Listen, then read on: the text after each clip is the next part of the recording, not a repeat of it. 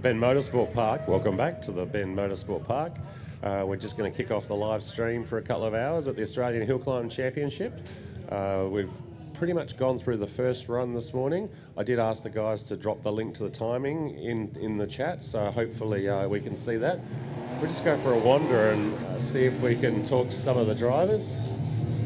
So it looks like Sean's just dropped the race suit, might come out into the sun. Yes. So, Sean, how's this beautiful GT3 RS going today? Oh, it's driving like a Porsche. It's just superb, absolutely superb. Super reliable, and in fairness to any other competitor that doesn't have a dedicated GT car here, this is legal cheating, honestly. It's these cars are just superb here, and you know, some people have been surprised how quick they are, but to be honest, we should be should be a little bit quicker, and we will be next time. But as in, you know, next event like this. But the cars are just made for this. So very fortunate that there is a hill climb that suits more than just you know, trees and guardrails. I think that's something that's really you know, the diversity of the SA hill climb community now, with Colin Grove, with this, with the obviously Wollonga and Legends. It's superb. I don't know if any other state has this diversity, and then the venue here as well is just unbelievable. Like it's always been the case, the way you get treated here at the Bend Motorsport Park, whether you're a patron in regards to you know, a member, or whether you're visiting for a track day, or whether you're a spectator, the way people are treated here. It's running a workshop. We speak to people all the time, from grassroots racing to spectators, to diehards, and everyone feels the same. So very, very fortunate that everyone, Kev and the team have put together this.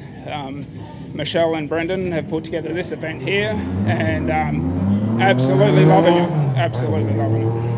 Agreed. The venue is world class, and just this morning I went in there and got a coffee in the Welcome Centre, and it really is like it's $1 million museum. And the coffee was still only $3.50. You know, like I don't think you get anything that cheap and that quality in town. Absolutely, and you're always in there rubbing shoulders with different drivers from different walks of life. Sam himself is often around the place, and he's just he treats you, if you're competing with him, he treats you like a competitor. If you're a teammate with him, Dan's been teammates with him before, he treats you like a teammate. And if you bump into him somewhere, he just treats you like a mate. It's just, and I'm sure that goes for the rest of the Shahins as well. But we sort of know Sam better, and then their flexibility to let you guys create and run events here like this is unbelievable. Yeah, and they're very kind to us with the Tarmac Junior Development Program as well. All the cars are normally stored over here at the East Circuit. They're parked in the carports, and I'm coming up next Friday to service them and move them all. But yeah, talking to Colin this morning, they're very accommodating and let us have access to the track. And we use the East Circuit quite a bit for training the juniors, and it's a really good technical track. We get to sort of jump over the curbs and run around and have some fun. And today's amazing, where we're using the East Circuit in reverse, and they're running some driver training on the West Circuit. So there's 2 control rooms running 2 different circuits on one day. Absolutely, and that's just so great for the spectators. I mean, yesterday we witnessed people pulling up with caravans, stopping to have a look for a while, and they get to watch this. They get to watch a bit of go-karting, get to watch whatever's going on over on the International over there. It's it's just absolutely brilliant venue. We're very, very lucky. Yeah, I missed the boat. I should have bought a house at Tailem Bend about 5 or 6 years ago. Anyway, thanks very much for your time. So Damien Brand's got the bonnet up on his, let's call it a WRC tribute car. This car was actually on the Bosch display at World Time Attack. Absolute work of art, mechanically very similar to the SJ1000, just a lot more yellow. This has been about a 10-year project. We had a good chat with Damien yesterday. Was running a Hoosier slick, big brakes, lots of carbon fibre. Might have another look inside the car. We'll let Hayden come around. It's not much holding that window together, but immaculately presented inside.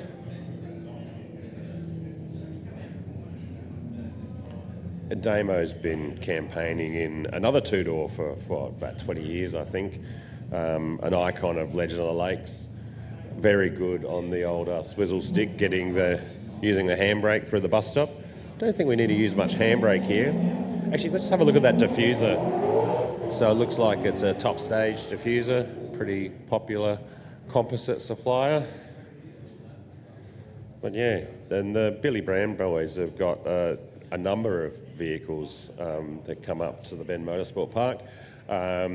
They're all, I think there's about 3 or 4 Circuit Excels as well. And I think they've convinced me to run my Jaguar Excel at Legend of the Lakes this year. So I reckon there'll be 6 or 7 Excels at Legend of the Lakes, which will be fantastic. So there's another Cup car here, which is serviced and prepared by S&J Automotive as well. And that's a big wave from Hayden. There's a lot going on in the paddock. Craig Williams over here from Mad Performance, previously Mad Dat. He's over here showing us how he does brake hoses. So come around and have a look at the machine. So probably go. If you go, yep. If you'd given me some notice, no, that's all right. Actually set up and done a hose for you. So what do you do here? Okay, this is a brake whip hydraulic brake manufacturing machine. I've set this up as a mobile business. We service a lot of workshops, and Also, we can come to you.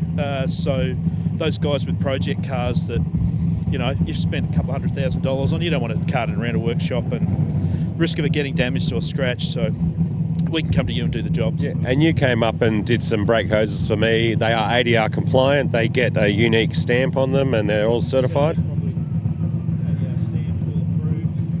Pressure test them to 3,000 psi as well. So, and we also manufacture custom power steering hoses, which is something a lot of people can't do. I think I've got the only machine in South Australia, apart from your Pertec NZ style stores, but I can do it mobile. So, no, that's excellent. So yeah, one of the sponsors of the events. That's fantastic.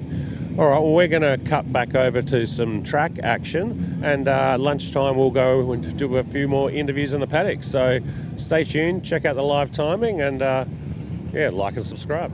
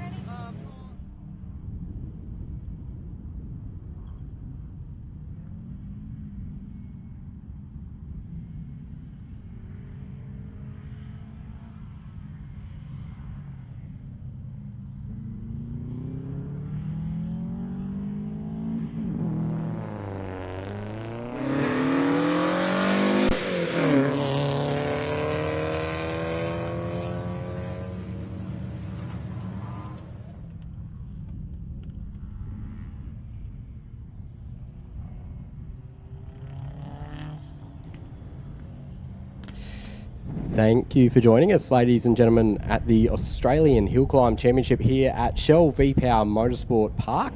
It's day 2 of the National Hillclimb title today, and we've seen some absolutely amazing times from all of our competitors across all of our classes. So far today, this morning, things have already started off pretty quick. Word on the street is that the track is quite good, the temperatures are just right, and everybody's out there. The eyes are in from yesterday. Everything's set up properly. There's no more messing around with car tunes and all of that type of stuff. The guys and girls are out there now to absolutely put down a blinder. Quickest car so far from yesterday was Dean Amos. He ended his day yesterday with a 44.18, but then he's gone out this morning with a 43.61. from Amos. Absolutely incredible lap. Another one who's bettered their time is his closest competitor, Dean Teague, with a 46.51 this morning. And also Warwick Hutchinson with a 48.88. So our 3 Formula Libre competitors on their very first run of day 2 have gone quicker than they did all day the day before. Says a lot about the track conditions that these guys are able to go out there after breakfast and a coffee and eclipse the best thing they could put together all day the day before.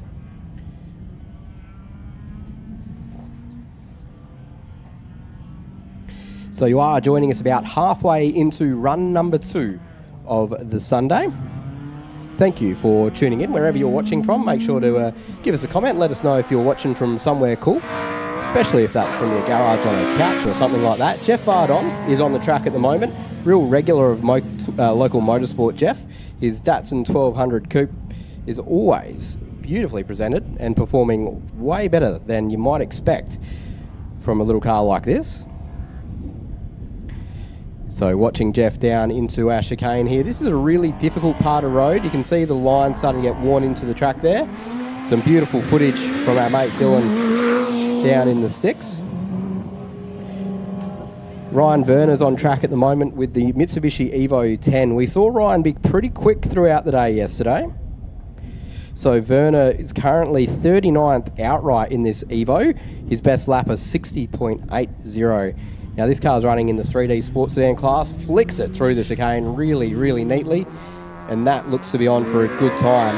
Like I said, the track is well and truly on. We're seeing some super quick times from our serious guys.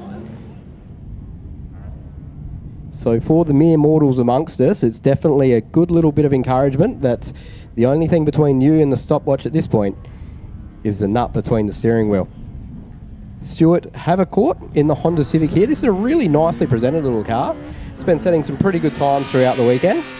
And as we look towards our start line, we'll see Mark Game in the iconic Holden Tirana.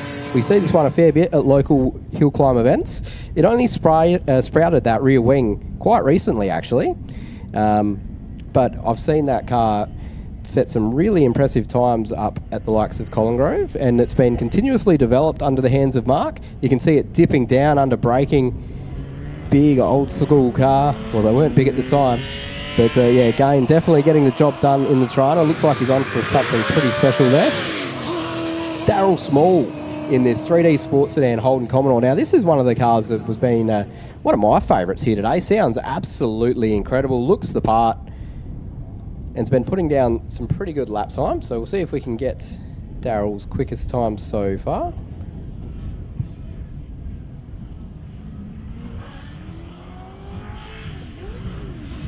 We'll work on that one for you. But the times are moving through really quickly. So it's a bit of a credit to the organisers. Obviously, Hillclimb SA and Motorsports Service Solutions are behind this event. Started out, I think, around 12 months ago with a little bit of a dream. And it's grown into being truly an Australian title event right here an hour from the city at Tailem Bend. We've got people here competing from all over Australia, some of the quickest cars, some of our Formula Libres from Queensland and all over the place. Absolute honour to have them here, and just so nice to have local car clubs put in so much effort to put on great events for all of us here in South Australia.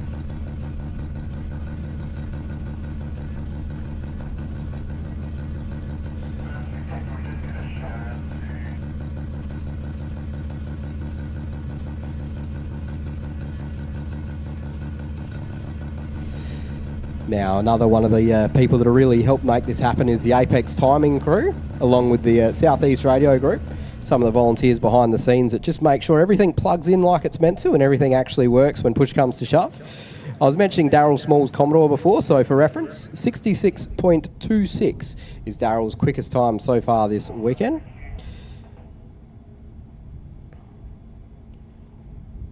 Now, we do have about 122 competitors here. We had a few more entrants, but there's been a couple of issues here and there.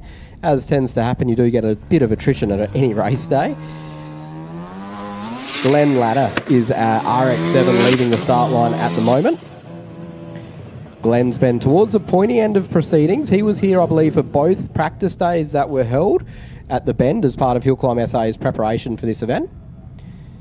This car, a regular at events such as Legends of the Lakes, rotary-powered turbo beast, big aero, really aggressive through the chicane. That looks to carry a lot of speed out, which is exactly what you want to see.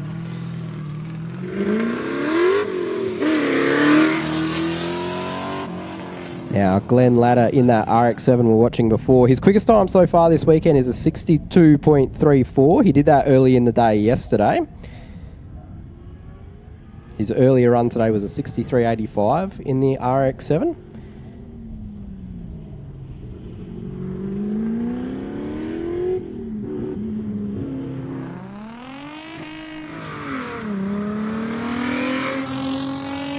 And I don't reckon he's bettered it with that one.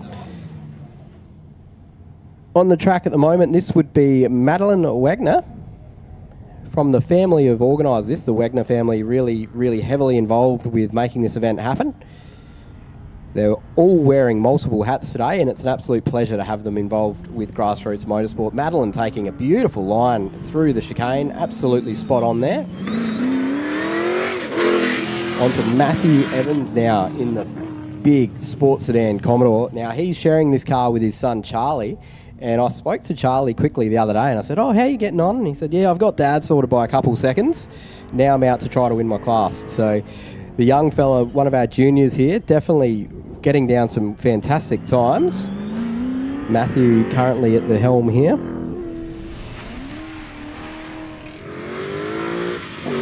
And we switch to Peter Sendy. Now, Peter is another guy who gets out and about at local hill climb events a lot. This big green Commodore is a bit of an icon in its own right. You'll see this thing getting absolutely wheeled wherever Peter drives it. He's got a few hot Commodores, this fella, and he's pretty well known for the way he chucks them around. So let's watch him here. Big wiggle under brakes. Very good. Oh, a little bit of a rub on the cones. I'm not sure if our top mates in timing saw that.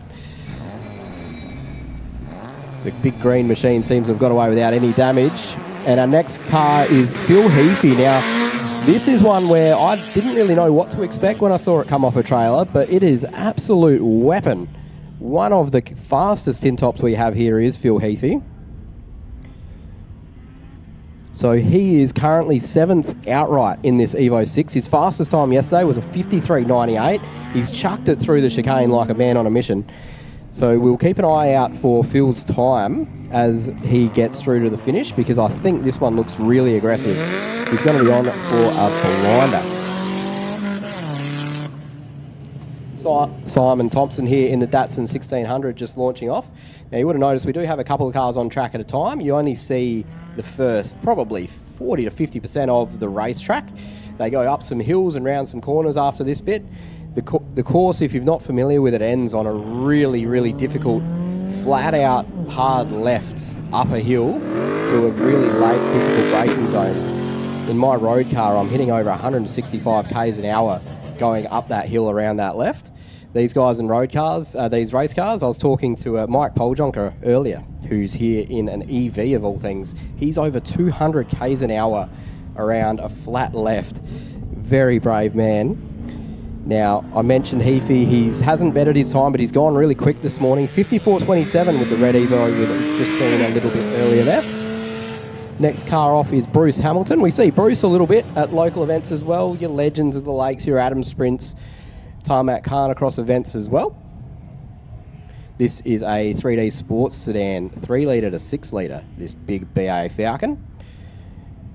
Narrow entry, he'll be looking for a bit of a wiggle there.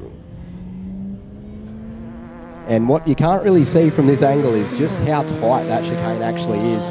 When you see guys dance through that at rapid rates of knots, they are threading a super tight needle. This would be Andrew Mills in the Suzuki Swift, another guy who attended quite a few of our practice sessions. Fantastic to see this track be so well adapted to and welcomed by the community. Super tight on all the bollards. Great line there from Mills.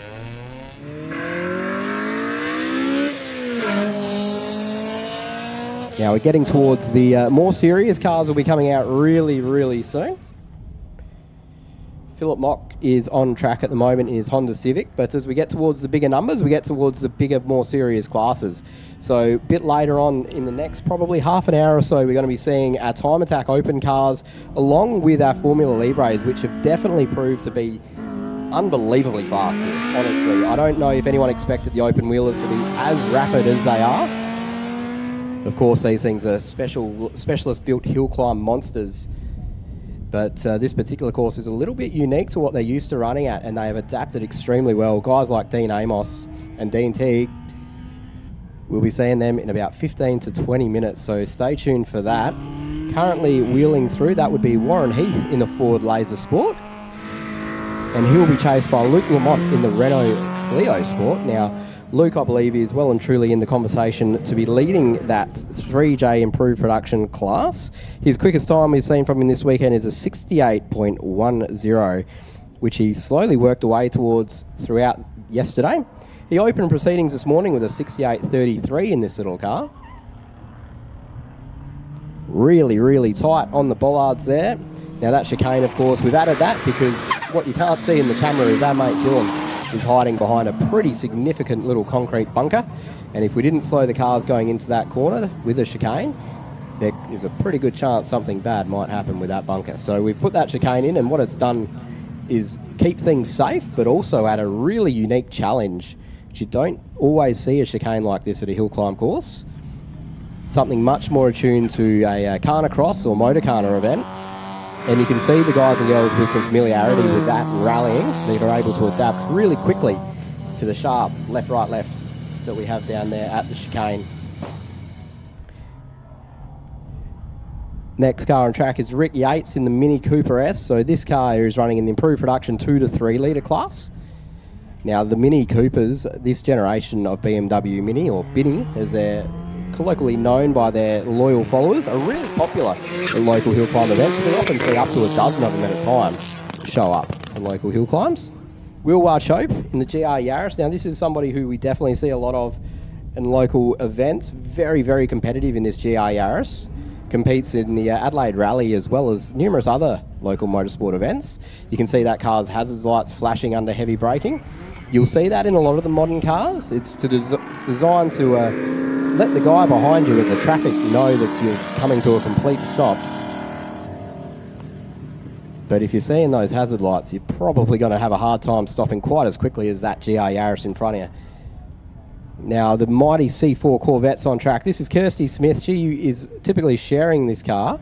I believe her partner shares this one with her. Really well presented car, sounds incredible, and set some really good lap times. A bit of sideways smoky action in the Chevy.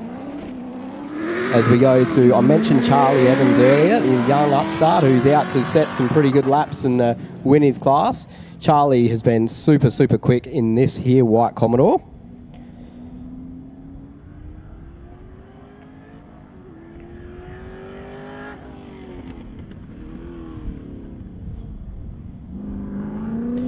Very neat and tidy through the chicane goes young Charlie Evans.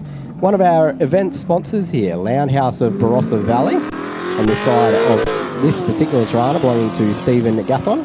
We're into our improved production 3 litre to 6 litre class here.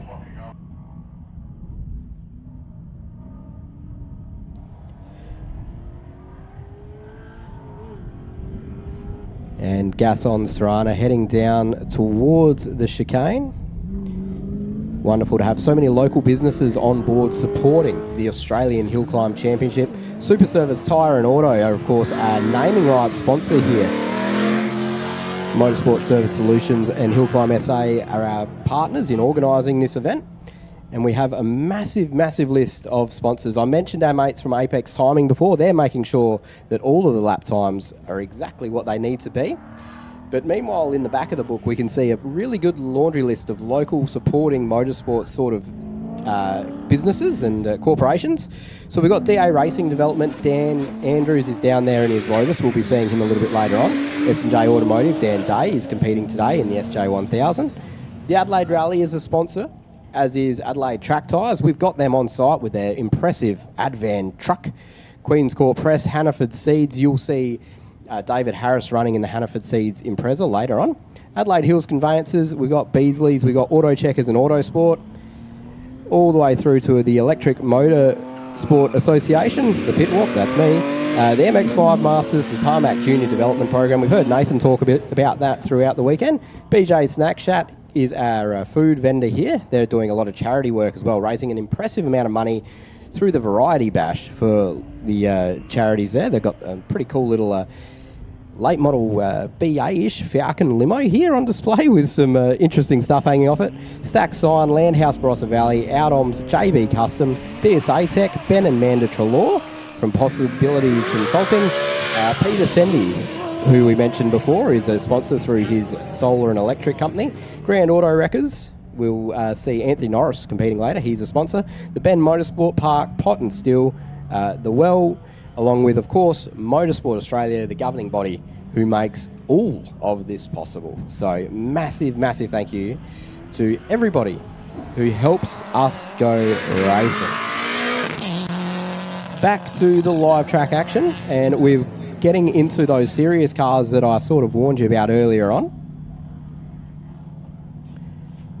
I believe this would be Emma Branham in the 3C Rally Car Class Subaru GD STI. The Branham family really competitive here at not at Colin Grove, sorry, Port Abbott, that one, here at the Bend this weekend. We got 3, I believe, Branhams competing, and all of them are chasing trophies in their classes, so keep an eye out. Emma's been super, super fast. So the best we'd seen from Emma Branham so far was a 63.09, which he set late in the day yesterday. Neil Oatway on course at the moment in the mighty XY Falcon. A guy that's been competing in grassroots motorsport events for many, many years. Damien Wilson on track at the moment. This is the S13 Sylvia. This is completing in Club Sprint 2-wheel drive class. Wilson's been pretty well on so far today as well. We've getting to see some really impressive times, and it's just fantastic to see people adapt to such a different style of course and event here. It's very different to any other hill climb that we run in South Australia. While the track appears wide and it appears relatively simple, it's actually all a little bit wrong when you drive it.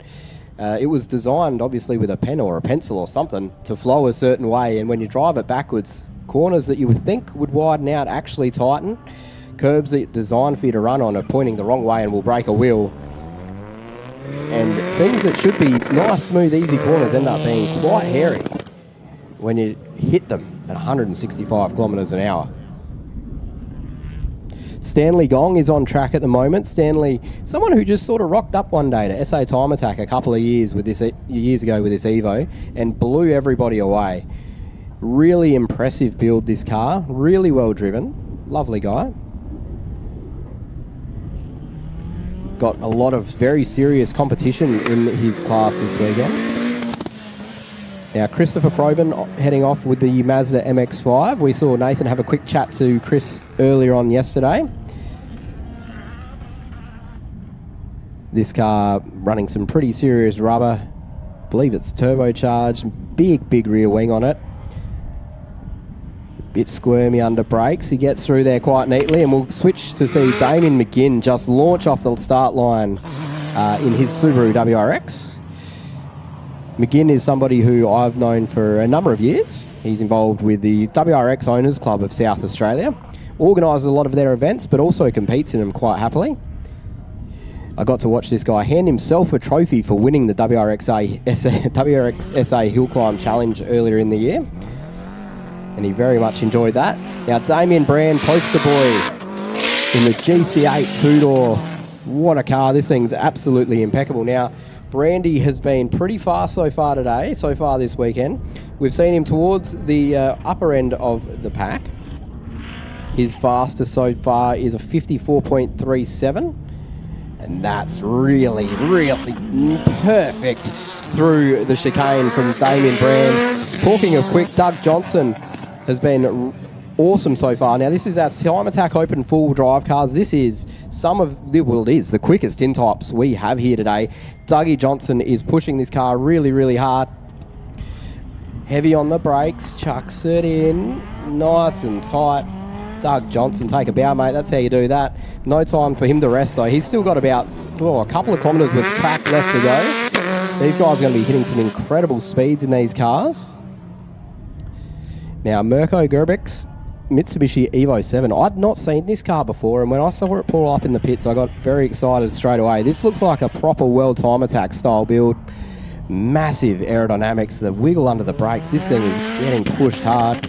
Mirko currently battling Damien Brand for sort of third or fourth position in the Time Attack Open all drive class. Now, we are finished with cars with roofs after this one, I believe. This is our Formula Libre of Alan Bird. It's actually a USA Legends car, so they run these cars in America. They are basically like a speedway style car. They use them for all sorts of different racing. We'll see these at Hillclimbs all over the countryside as well, and door-to-door racing. I believe these were actually the inspiration for what became the Aussie racing car that we all know and love as a support category for the likes of the local Adelaide 500.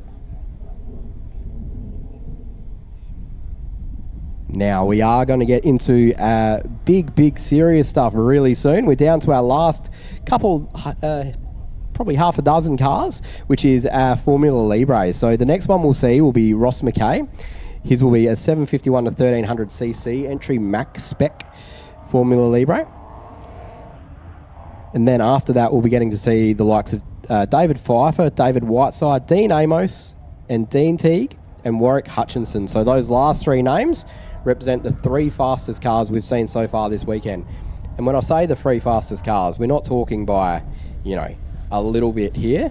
These open wheel cars have absolutely proven a point this weekend. Now, this is the car. This is Dean Amos in the Gould GR55B. Currently the fastest car we've seen here at the Australian Hillclimb Championship. He ran a 43.61 this morning, beat his best from yesterday by half a second. Let's see how it goes. Not too much drama off the start line from Amos. Every single millimetre of track through the first couple of corners. Dylan will pick him up here. Now Amos in this GR55B, looking really, really neat. The speed of this thing is incredible. Just the acceleration and the power and the way he flicks it around, making so much track for himself. That was absolutely fantastic driving there from Dean Amos. Now, his biggest competitor is lining up right now. This car is called the Empire. Now, if you have a good look at it, you'll be able to tell why. Absolutely covered to the toes with Star Wars livery. Looks absolutely incredible in person. Dean Teague launching now. He's been quick too today, 46.51 for his first run of the morning. I will give you updated times for both these Libres once they complete their laps. So Dean Teague in the Empire, the Star Wars inspired Empire, is flying down towards our chicane. These things are more reminiscent of a Formula One car than anything else you're seeing here today. Really tidy from Dean Teague. And now one of, I believe, our last Formula Libres should be making their way to the start line now. It'll be Warwick Hutchinson in the 2 litre and over Formula Libre class, the OMS 28. He's been in the 48.88s so far this morning, and I do find it really interesting how quick these really serious hill climb competitors go for the first run of the day. A lot of us need a few to get our eye in, not these guys. They walk out there and smash it straight away. The track conditions have improved since they did their earlier runs, so we'll get those times here the minute Warwick Hutchinson finishes this lap. Warwick looking to be not quite as wide as the other two, but well and truly under control. Not too much drama. Oh, a little bit of a slip through the chicane. Keeps it in check. Looking really, really fast. And now the last, I think this will be the last Formula Libre competitor we'll see this run. This would be David Whiteside in the big open single-seater. Local legend is David Whiteside. This car's been around for a little while. It's had a few different iterations. I think it's had a couple of owners, and a good handful of drivers have had a go in the boss. I've always watched this car and thought it looks like an absolute handful of a thing to try to drive. It's been adapted a bit for this track. It's got a flat floor now. It's got a bit of a different gearing setup to try to maximise it, and that's what I'm talking about. The slipping and the sliding from Whiteside is just par for the course for the big cheap boss. Excellent stuff there for Whiteside to make it through. Now we're just going to we'll review a little bit of timing, and we'll see if any of our super quick Formula Libres managed to go a bit faster. So Dean Amos, we saw him first. He went from a 43.61 to a 43.68, so just off the money. We have seen an improvement with Dean Teague, though. He went from 46.51 down to 46.24. And then Warwick Hutchinson. Wow, where did that come from? He's taken his personal best from a 48.88 to a 47.00. So we're going to be seeing a proper fight for second place outright between Dean Teague and Warwick Hutchinson as the day goes on. Those guys are only 7/10 apart. But at the top, we do have Dean Amos standing tall. I'm going to take a little bit of a breather here. We're about to see our cars reset back to car number 1 for our third session of the day. I'm going to take a quick breather. We'll be back with you shortly. And this is the Australian Hillclimb Championships.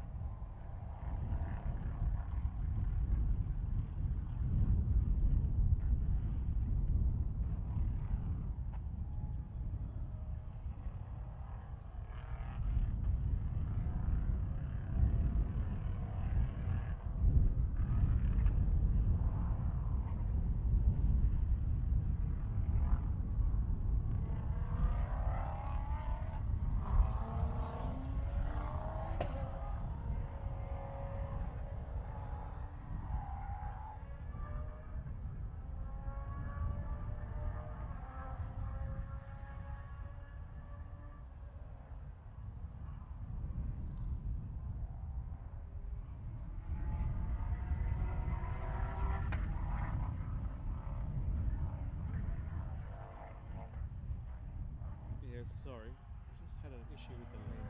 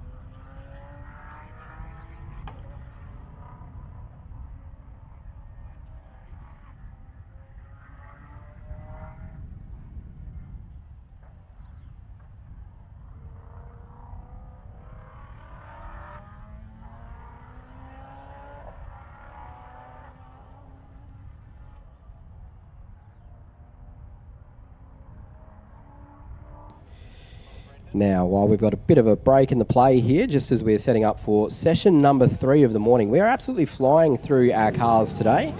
It's fantastic. A really well organised event, and it's a credit to the drivers for being on time where they're meant to be, when they're meant to be.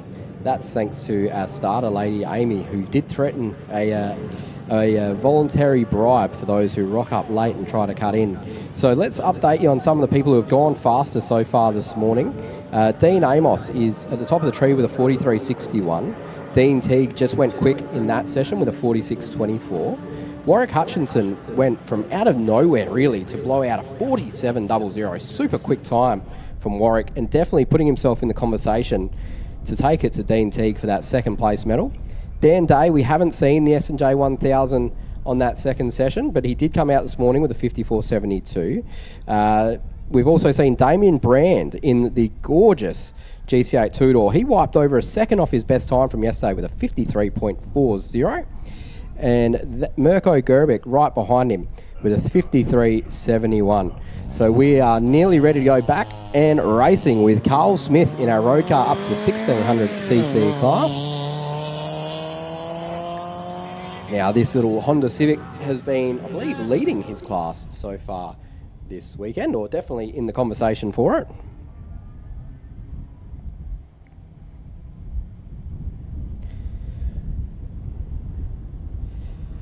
Heading down into our chicane. Carl Smith with a little bit of a wiggle. And off he goes. On to Kobe Juice now, son of a sponsor of this event. His dad, Shannon, is competing in a black GD STI WRX. I've seen him have a bit of a moment before. I think that was when we were off camera. But I did see that very nice car looking quite a little bit in trouble in the grass earlier. Fortunately, no such issues for Kobe. Keeping Dad's GC8 pointing the right way and looking the right way. Beautifully presented little GC8 WRX. Colour being in that Subaru blue. There is no other colour, in my opinion, for a Subaru than blue, but I might be biased. I'm going to hand off to you, Mr. Nathan Green Dog Green, and I'm going to go get ready to drive my car. All right, try and be less mediocre this time and full send. So we've got Mr. Rudham on the line here in his Ford Escort gear. The camera will come across shortly. And I actually did some reconnaissance at Walkie Park in this the other week because we made the mistake of triple entering a buggy, which only had 2 seats. So, yeah, thank you very much to the Rudhams for helping me out with recce. And that car's got a lot of history as well. Vinyl roof. Oh, he's full sand. Look at this, using all the road. Very softly sprung, really more of a gravel setup. He'll be pretty aggressive coming into the chicane. Nice, doesn't touch any of the T-tops. Nice clean exit. Off the line is the VTEC. VTEC kicked in, definitely. Caught up with this gentleman at the servo this morning. The servo on the run had an enormous variety of cars parked out the front as we're all having our coffee and breakfast.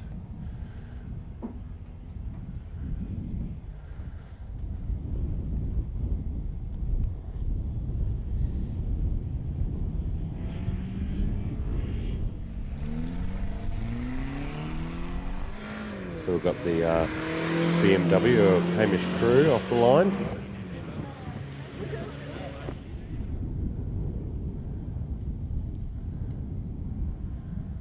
Carrying plenty of momentum through the corner there, right out to the outside. Beautiful.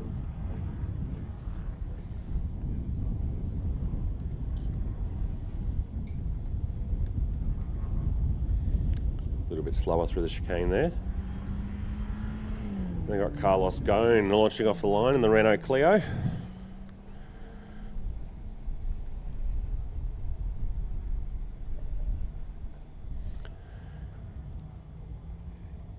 Here's the Renault Clio.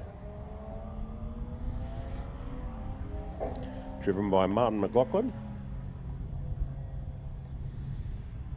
Pretty popular little cars these. There's a few of them running in the Hillclimb scene. So Nathan Apps in the Honda Civic, just getting off the line. Got old mate in the stripy shirt sitting in front of the camera for us. Thank you.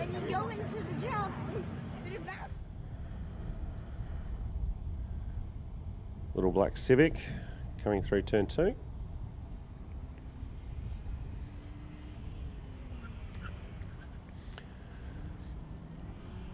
Next on the line is Anthony Daly, snap, crackle and pop of the N-powered i30. Anthony does a lot of motorsport in a few different vehicles. He was out at Walkie Park playing in the dirt last weekend. Actually, no, he was volunteering, which was very nice of his. So we can't do motorsport without all these great volunteers. So get online, reach out to your local club and help out. It's quite rewarding. Usually you get a free lunch. So those that do want to order lunch, just note that the canteen down there is prioritising the lunch packs for the officials, which will be coming up shortly. So yeah, appreciate your patience. They provide a great service down there, so when you order your lunch, they'll take your number, and yesterday they gave me a text message when it was nearly ready. So yeah, really good process down there. But yeah, just be a bit patient so that we can make sure the officials get fed and watered. Forward right Merc just launches off the line.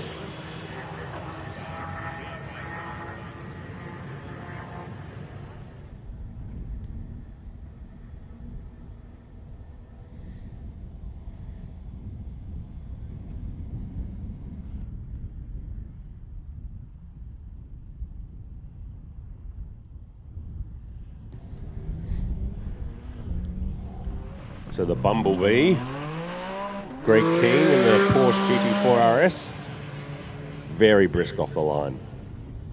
These things are absolute weapons. King's got a lot of experience in various disciplines of motorsport, using all the road. We have lots of experience at the East Circuit. We see the Porsche Club run here quite regularly. Very nice, neat. Mark Ruder off the line in the i20N, recent acquisition for him and his daughter to go and do some motorsport in. He's had about a 10-year break from motorsport after being quite successful in production. We had a good chat with him yesterday at lunchtime. And yeah, he's just really excited to be back out and involved with motorsport. He's looking forward to the Australian Super Sprint Championship running in the road car class. So road car is essentially a standard car, quite liberal with what tyres you can run. But yeah, pretty much set of tyres, set of brake pads, and a good little performance package, and then should place for a trophy. Black WRX, not blue, this is a black WRX. It's going to go deep into the chicane. Neat. Now the purpose of the chicanes here is to not just give competitors an extra challenge, but it is also important that we manage the terminal velocity of the vehicles. As we run this track in reverse, some of the flag points are in locations which they shouldn't really be when running the track backwards. So the chicane slows the vehicle down before it becomes a projectile and running into a flag point where there's some volunteer officials. So one of our sponsor cars going off the line, the Skyline.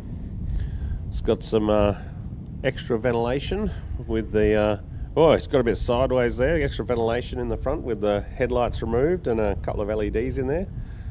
Pretty daunting looking thing.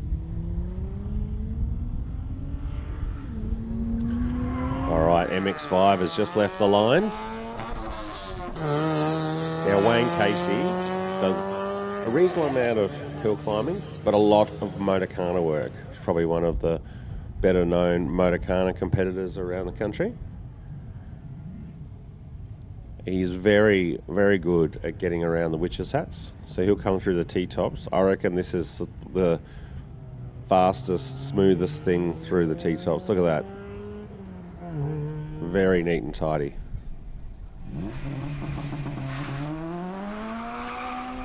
So we've got Ara in the Honda Civic heading off the line.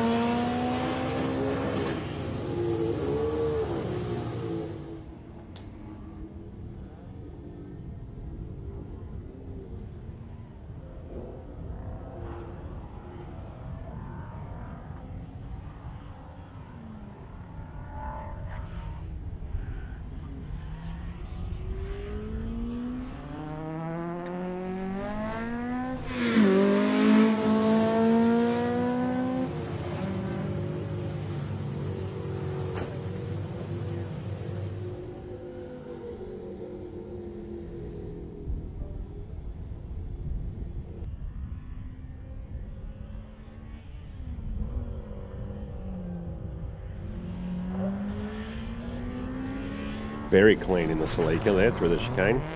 And there's WRC. I don't know which one I like more, whether it's this one or Damien Brand's, but both immaculately presented tribute cars.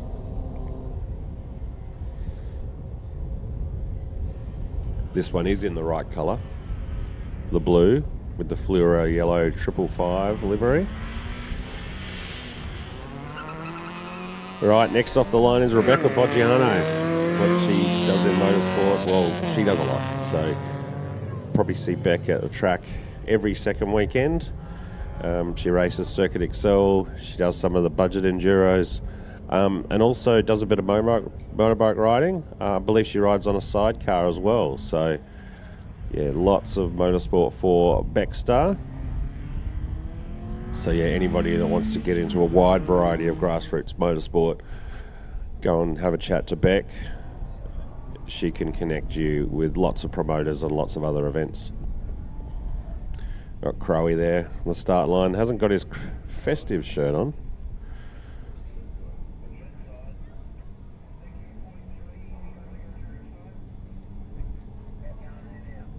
Yeah, we're just trying to find out the chap with the stripy shirt sitting on the pit wall. Just obscuring one of our cameras. Not sure if he can hear us down there. There we go. He's just popped out of the way. Thank you very much. It is a lovely shirt. But I don't know what happened to Crowy's shirt. Might have got a little bit sweaty yesterday on the start line. He's swizzling his stick on the start line, all ready to go. A little bit of a delay. I see a red light flashing out there, so someone may have knocked down a cone.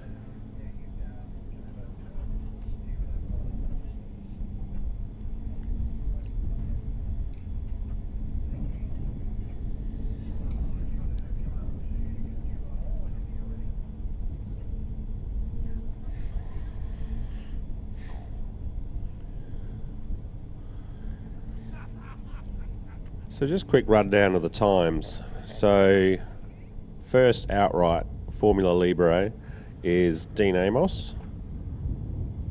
He did his best time first run this morning. That was a 43.61. A few second gap to Dean Tighe, 46.24. And then Warwick Hutchinson did a 47 neat on his last run. It's pretty brisk. So fastest tin top was Dan Day, did a 51.08. Did a 54 this morning, and something's not quite right with that, so that's just gone home for a bit of a health check. Next on the road is Dougie Johnson, 53.08. And then Damien Brand in that WRX or WRC Mad tribute car, 53.4. Great to see him getting his head around that vehicle. Then we've got Mirko in the Time Attack Spec Evo 7. Lots of carbon fibre on this one. He pulled a 53.71 this morning. The last run, he did a 71, so we're guessing that he had a bit of an issue there. So on camera, we see Dylan here. Dylan is one of our media team. Just having a chat to the recovery crew.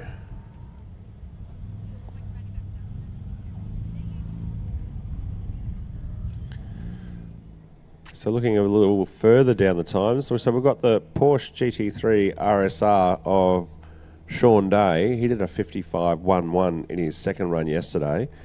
He's sitting around the 55s today. Very balanced car, as we discussed with him this morning. And then his teammate in the 997 Cup 2, he did a 56.02 in the last run yesterday. 56.13 in the last run, so fairly consistent. Then we've got Julian Newton in his Evo 9 RS. He did a 56.03. David Pfeiffer only got a couple of runs in the Group 6 sports racer. I did see that on the trailer in the caravan park last night, so I think he had an issue, but he did a 56.31. Martin Farkas in the BMW, 5660. Jason Perkins, 2B2F Lotus Exige. In his last run, did his PB of 5690.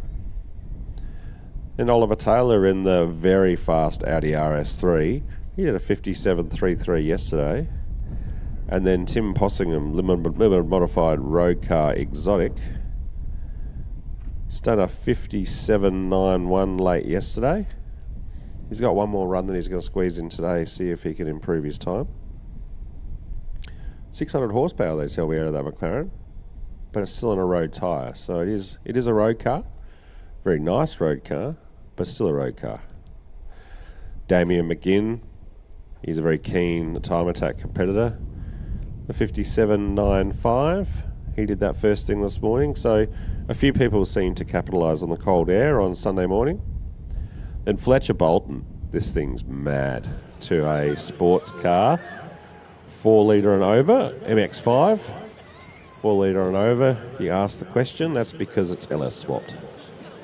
And I think this course really suits something with a bit of horsepower. They got Mike Poljonka.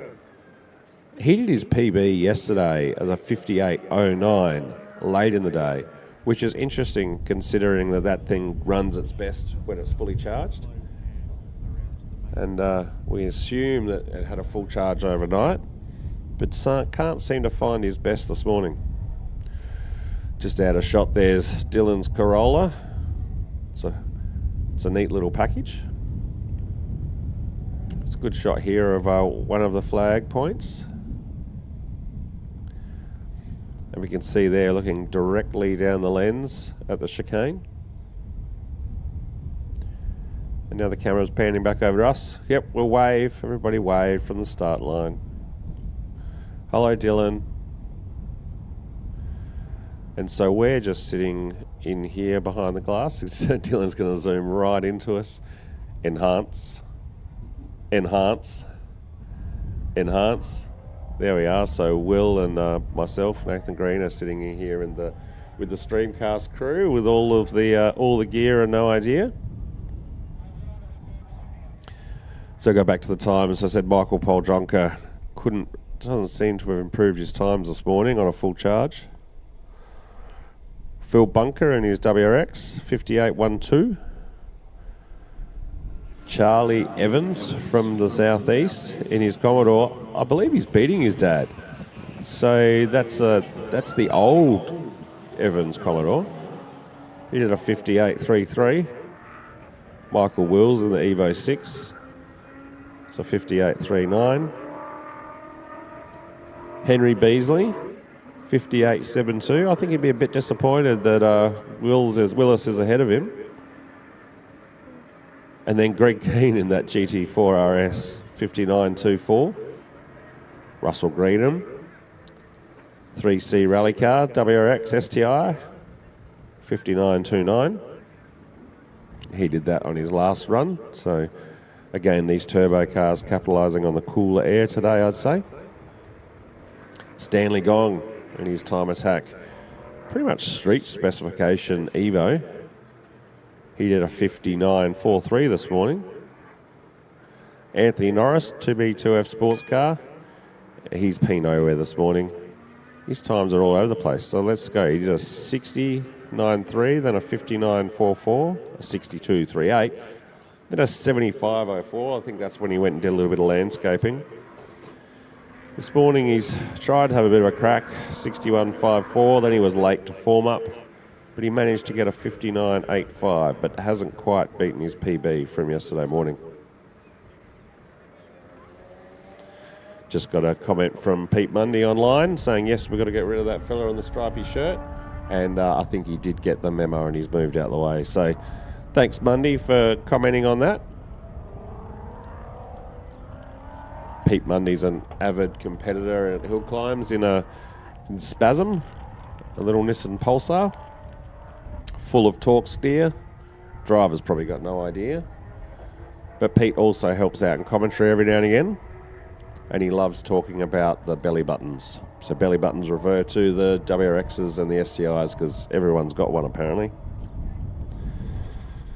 So Kirk Owers in his Focus RS, he's just under 60 seconds as well. So he did a 59.51 on his last run, so that's his personal best.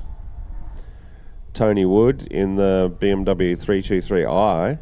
This is 4 litre and over. I'm going to have to go down and see what engine is in this thing. So it's saying 4 litre and over. He did a 59.74. So that's everyone that's gone sub 60 seconds. Roll a little bit further down the timesheet. Andrew Campbell. He's a DNS today, but yesterday he came in the Nissan X-Trail, because why not, and did a 73.35. Not the slowest car on the day. He was happy with that. Dave Rudham in the underpowered Ford Escort, 72s. Jess Reed in her Hyundai JDP participant, 72.50. Kobe in his WRX, 71.83. So he's the son of our major sponsor. Kirsty Smith in the mighty Corvette, 71.34. Kirsty did her best time late yesterday. And then her second run today, she got very close to her PB. So digging deep, trying to find some pace. Neil Oatway in the genuine GT Falcon. He did his PB as 70.30. He's got a big service crew with him this weekend. There's about 4 or 5 of them that regularly compete in hill climbs. I think Neil's the only car entered this weekend, but all the crew getting around. Saw them this morning managing the fuel calcs. I think it took 4 of them to work out how much fuel to put in that thing, but seems like they're on their money.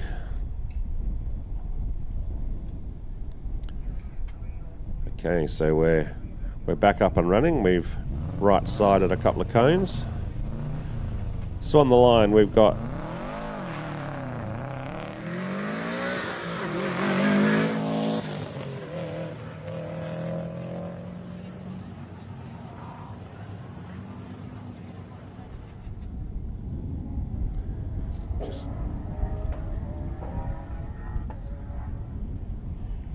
so it's Ben Treloar in the WRX.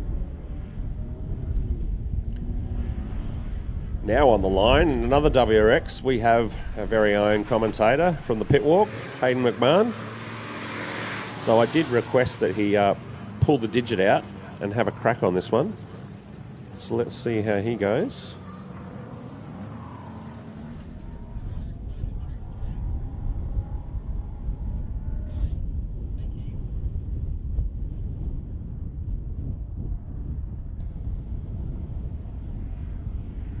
Cautiously through the chicane. He's got his high-vis media vest on. He's doing double duties this weekend. And then the 5-cylinder of Fury.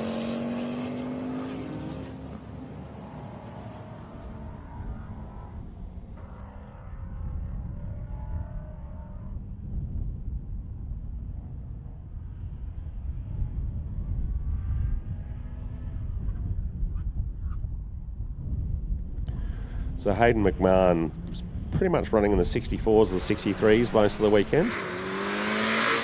On his second run this morning, he did his PB of 63.11. We'll see if he improves his time on this run. Just going to go refresh on the timing screen.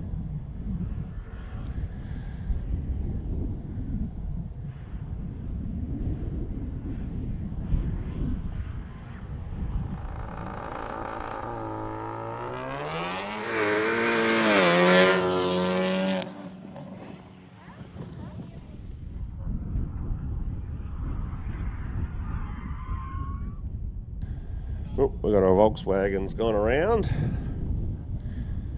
Get back pointing in the right direction. And then we've got the mighty AU Falcon of Craig Mickelmore on the start line. This definitely is one of those AU Falcons that do incredible things. Fantastic Facebook group, that one. So Crowe just bringing him into form up. So V8 powered supercar tribute. Nice nod to Bathurst this weekend. Craig is an avid Motorcarna competitor.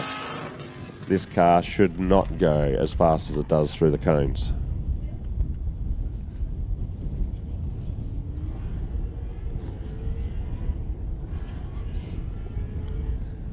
Craig very familiar with getting between the cones. Yep, nice exit to the chicane for Craig Buckelmore. And the big Corvette's off the line. This is double-entered this weekend. Regularly double-entered at Hillclimbs.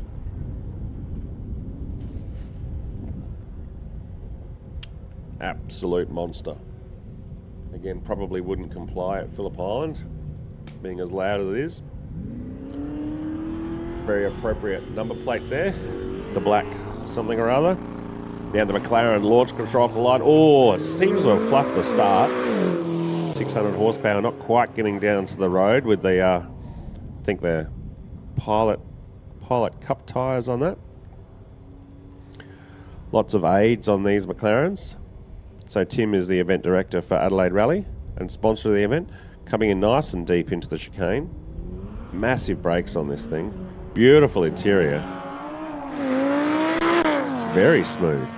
Oh, this Audi RS3 absolutely nailing the launch.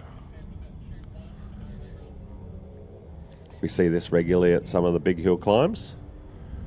Pretty quick at Wollonga Hill. Neat run through the chicane. Now this is the BMW that's got us a little bit curious. I think there's a hairdryer on that one. Maybe a disco potato, not quite sure. But definitely had a little bit of whoosh whoosh. Oh, nice. Pushing it through that fast corner. Nice and late under brakes.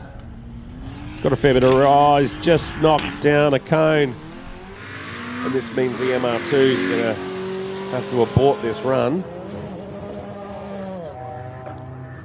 So we'll have one of the officials will get down there and right side that T-top.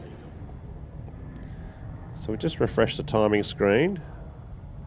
See if we've got any improvements from the last couple of runs. So Tim Possingham still about a second off his PB. So he did a 57.91 his last run yesterday. Yeah, fluffed the start on that one, 58.89. And Hayden McMahon, where'd he go?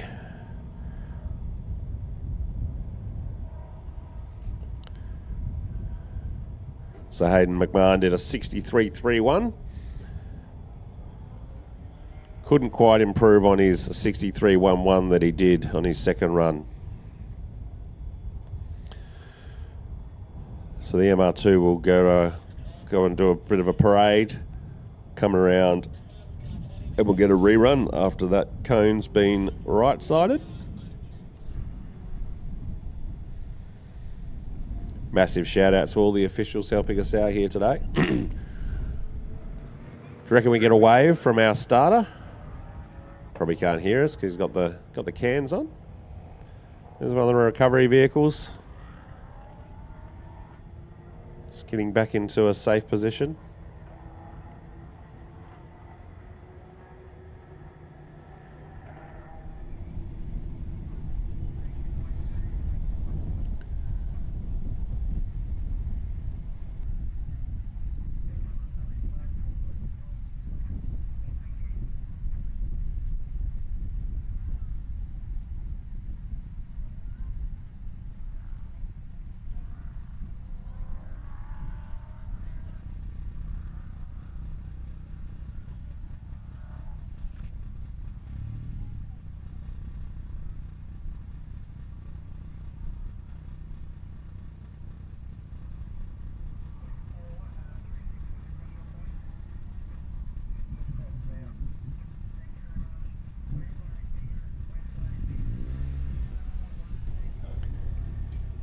All right, so we've got the MX-5 on the line.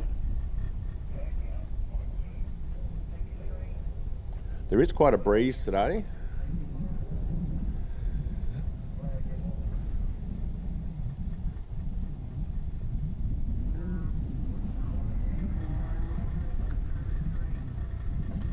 So the red lights are out. We've got green lights. Lights out, and away we go. It's a very brisk MX-5. Very balanced little machines, these things. This one's got a fair bit of tyre under it. Using all the road. All right. Now we've got Sean Day, who we had a chat to this morning. Just rolling back and then bring him forward into pre-stage. Now this thing will burst your eardrums.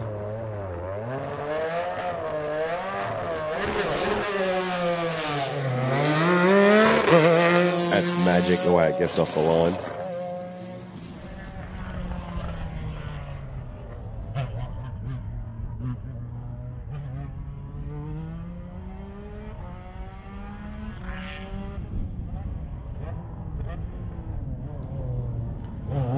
Sean flicking it through the chicane. Now, this is not a Motorcarna style car, so not really ideal for the chicane. But as you said, it's a Porsche, it's a race car. It just does all the right things, and it definitely makes all the right noises. This thing on track makes some pretty good noises too. That RB note. So some of the best sounding engines out there be the 2J, RB.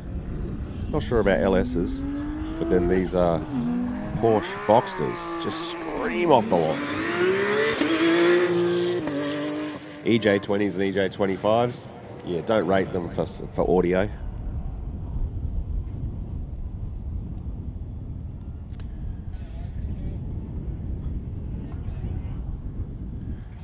Now these Porsches have been running within a couple of tenths of each other.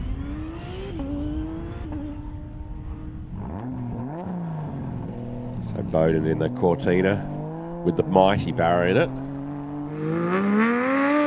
Barras do make a reasonable note as well. Straight 6. No W6. Straight 6. That's the best balance of suck, squeeze, bang, blow you can get.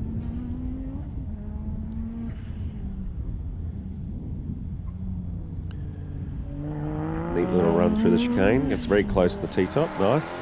And then the Rover V8 Datsun 1600, said no one ever of Mark Haig. This thing is an absolute weapon and a handful.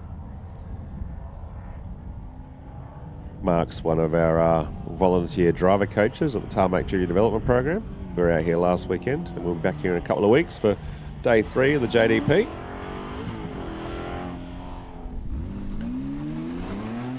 So we've got another Porsche off the line. Not as rowdy as the 2 Cup cars.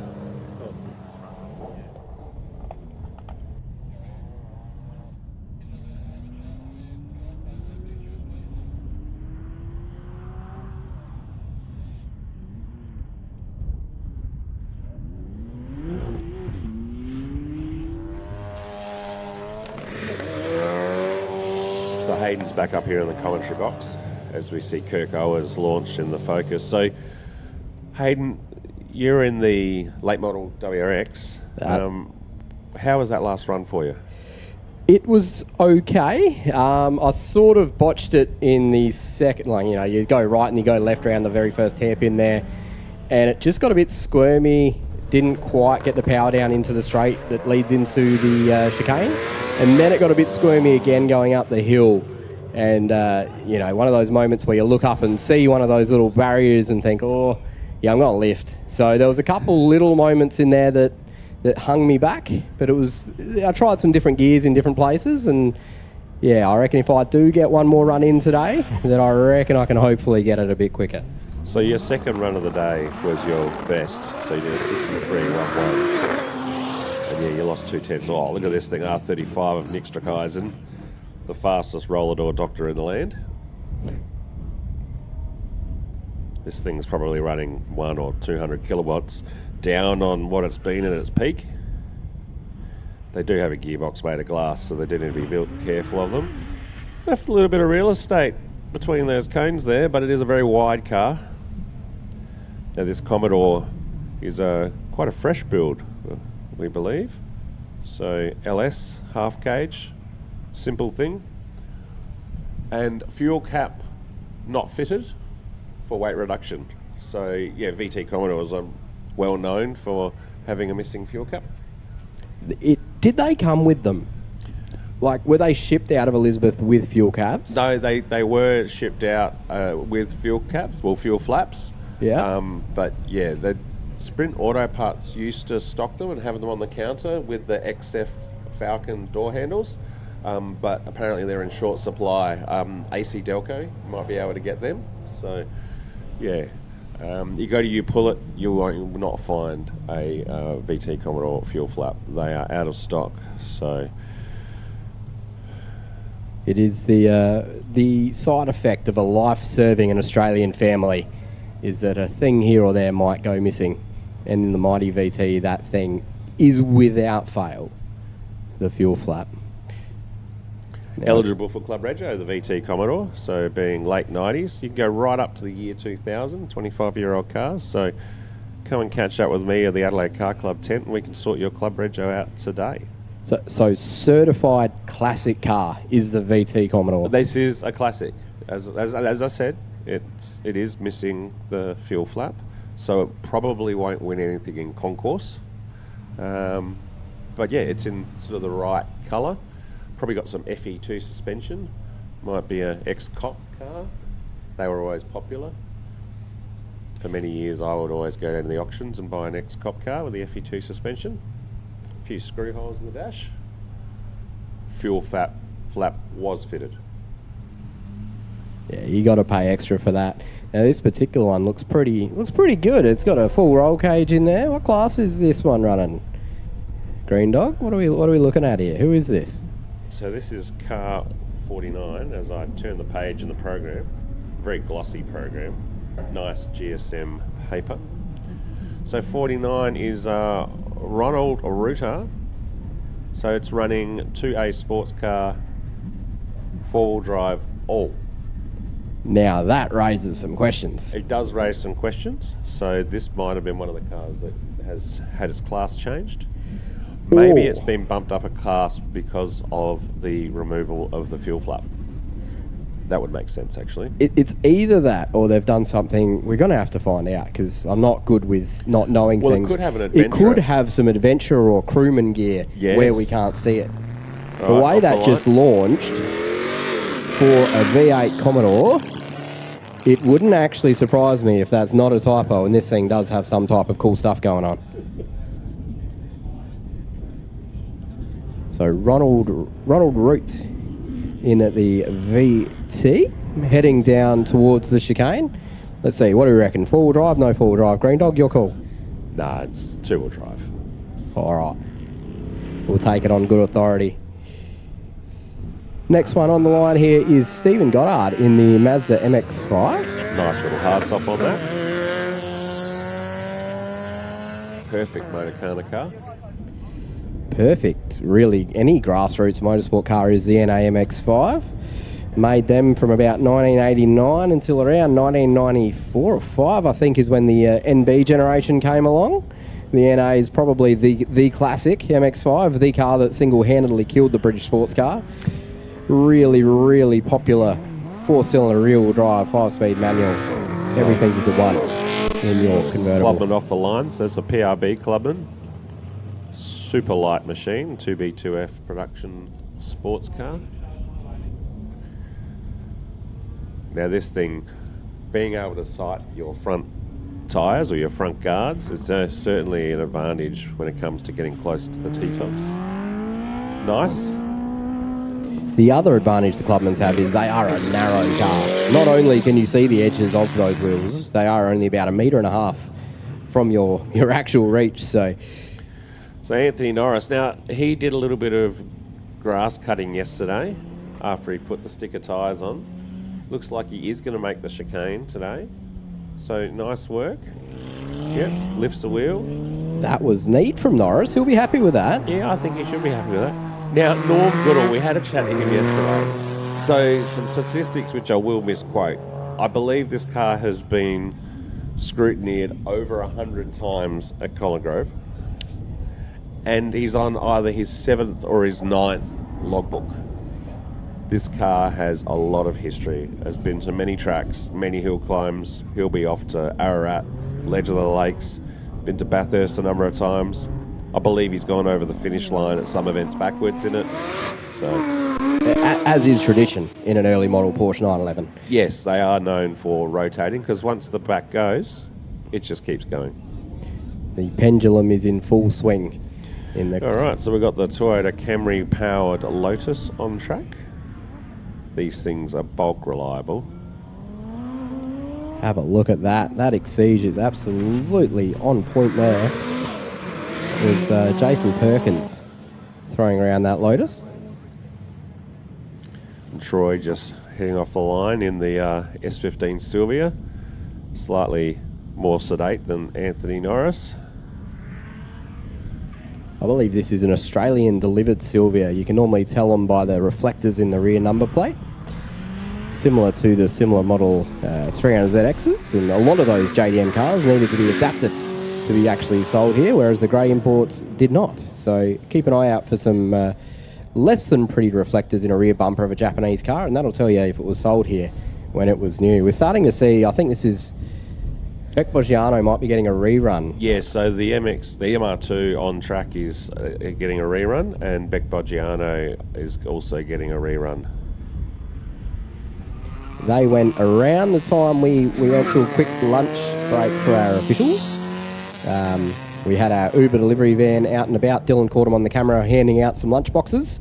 So we are well fed and rocking and rolling. Beck Boggiano getting her rerun in. So Beck, bit of a regular competitor. We see her at Circuit XL Racing. Big lock up from Beck Boggiano. Couple of poles go down. That was a pure brake lock up, that one. That is... But not a corner indicator damaged. Fantastic, because that is one thing with these XLs. Those quarter indicators are in short supply. They're a bit like VT Commodore fuel flaps. Sometimes they just liberate themselves from the car themselves. So she's got plenty of duct tape holding them on, and she's come to a stop as well. Yeah, big moment there from Beck Boggiano. So fortunately, the rare as hen's teeth indicators are safe. T-tops are less so. Beck's come to a complete halt there. We appear to be trying to give her a bit of a bump push start. Now you'll notice there's different colour cones in this little barricade setup. The yellow ones are the ones you need to weave between. The orange ones are effectively a wall. Now Beck has been sort of neatly dispatched off to the side of the course. And it's often said that you're not pushing your limits until you exceed them. I'm definitely someone who's had a couple of little moments like that myself. I have clipped one of those cones in my WRX after being, let's just say, wound up a bit by my mate Daniel Parsons, who we'll see in a minute. We had a very strong competitive afternoon together at an Adam Sprints event. He had me by a couple of tenths, and I pushed a little bit harder than I should have, and I sent one of those bollards probably 70 metres off the wing mirror of my car. So it's easily done, especially when you're pushing. It's coming to that time of the weekend where everybody's looking at the timing board and starting to think there's probably more grip and skill left than there might be in some cases. Little issues happen. That was clearly a big lock-up. Might have been a bit of an ABS slip there with the XL. Beck looks to be okay. Marshals are reassembling our T-tops, so we'll be back underway pretty shortly. While we do have a little bit of a break in the play here, we can do a bit of an exploration of some of the times that we've seen so far this sector. So the red flags are out, nice and safe. So run 7 is what we've in. So far we've seen a couple people go quicker than they've ever gone before. So Todd Caruthers hit a 56.02 in his Porsche 9972 Cup car. That actually matched to the dollar his fastest time from yesterday afternoon. We've seen Nicholas Capogrico in the NC MX-5. That's a pretty cool little build, that one. He hit a 59.21. Greg Keane in the gorgeous Porsche GT4 RS hit a 59.24. That's the quickest he's gone by miles. That car is absolutely exceptional. And Greg is a real enthusiast of Porsches. He's got a GT3 RS. I interviewed him many, many years ago at Legends of the Lakes Hillclimb. Greg is a certified Porsche enthusiast, motorsport guy, absolutely gentleman as well. So fantastic to have him out here doing so well. 28th outright in a car with number plates. Not bad if you ask me. Anthony Daly's gone faster than he had so far this weekend, and considerably so. 60.45 in the Hyundai i30N. That is a super quick time from Daly. That car in the road car 2 litre to 4 litre class. And it's pretty crazy to be in a honest conversation with that GT4 RS with a Hyundai. So great driving from Anthony Daly. Always bats above his weight with that car. Really talented man behind the wheel. We've seen Mark Haig and Troy Zvetfield in their respective Datsuns and Nissans, their sports cars. They've matched each other dollar for dollar with a 60.76 both in this run. Great job to both of those guys, going faster than they had previously. A lot of new best times all the way across the board. Greg Bowden went and improved on his best. He's been really quick so far today. He hit a 61.23. My mate Craig Michaelmore in the big Aussie V8 supercar inspired AU Falcon. It is the weekend for it. There is some other motorsport happening somewhere in New South Wales. If you get sort of some time later this afternoon, you might be able to check out that after we finish at 2 o'clock. There's this thing called Bathurst, but Craig's V8 inspired Falcon has ran a 61.49. Now, I spoke to him throughout the weekend, and we get along really well, man, Craig. We compete together in respective all-wheel drive cars, but he brought that Falcon because, quote, it's a lot more fun even if it is less fast, and that is what it's all about.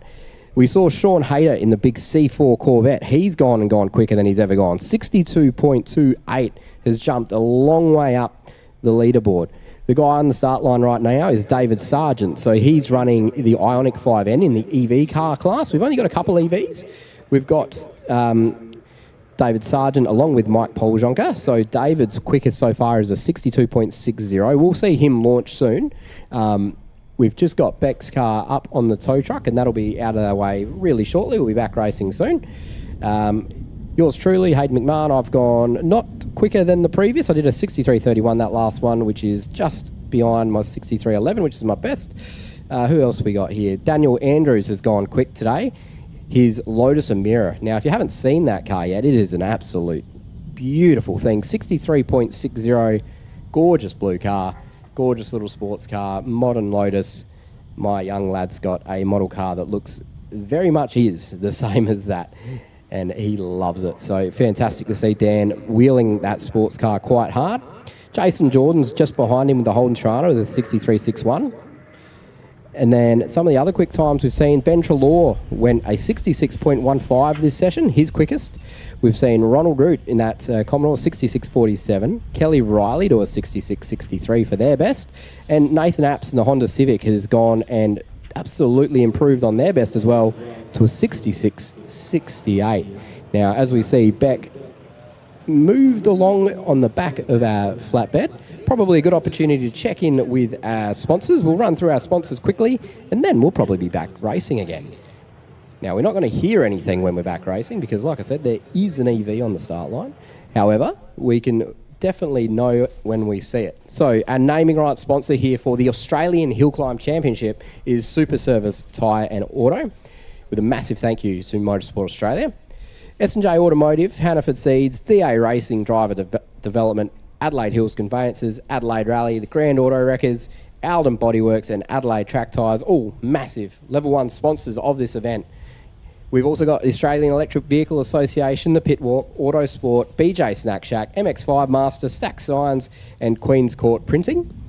Entry sponsors are JB Customs, James Arnold, Possibility Consulting, Homestyle Bakery, Landhouse Barossa Valley, Beasley Solar Pool Heating, Damien Brand, Andrew Bird, Pot and Still, Philip Bunker, LMIT, All Staff Resources, Hangtime Hostel, D-Cubus P2Y Ltd, Auto Checkers, MDB Solar, Nick Strickinson, Tarmac Junior Development Program, Tanya Landcake, Brodie Wegner and Madeline Wegner are some of our entry sponsors as well, along with Tim Adams, Wayne Casey, Jason Jordan, Michael Willis, Dale Proven and SA Water, The Well. This event, of course, is presented by Hillclimb SA and Motorsports Service Solutions. They host a myriad of some of South Australia's best motorsport events. If you haven't already, check out Adam Sprints. That is a fantastic way to get involved with grassroots motorsport. We're here, of course, today at a national level Hillclimb championship. But this very same crew, very regularly, once every couple of months, hosts some of the best entry-level grassroots motorsport you can have, just down in this very same complex, the old Mitsubishi test track. That's Adam Sprints. Make sure you check that out. Coming up later on in the month, we've got some massive motorsport events throughout South Australia. We, of course, have the Legends of the Lakes Hillclimb. That's happening in November. Not long before that, there's the SA Hillclimb Championship happening at Colin Grove as well. So all the best with those guys to that event. It's going to be a very successful event, and there's going to be a lot of our people here, I'm sure, will join me out there as well. Now, it looks like our track is nearly back clear. David is waiting very patiently on the start line in his electric Hyundai.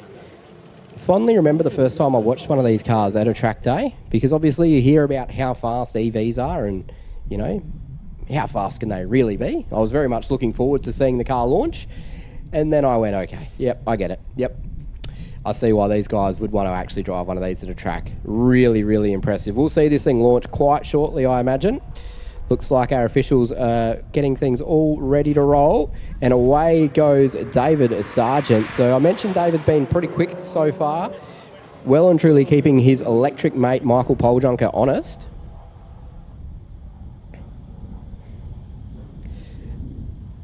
So Sargent looks tidy through the first couple of corners. I've spoken to these guys a bit about what these cars are like to drive, and it is a really unique experience. You just basically need to, wow, very sideways there from Sargent. Get it to a position where you can point it and let the power unleash. Make it through the corner, then let the power unleash. Completely different type of driving. No clutches, no gear shifters, just a stop and a go pedal and a steering wheel. Mike Poljonka's Kia EV6 GT. He bought this thing as a written-off vehicle, put quite a bit of work into it. Now, there is some very strict rules about what he can and can't do to an EV.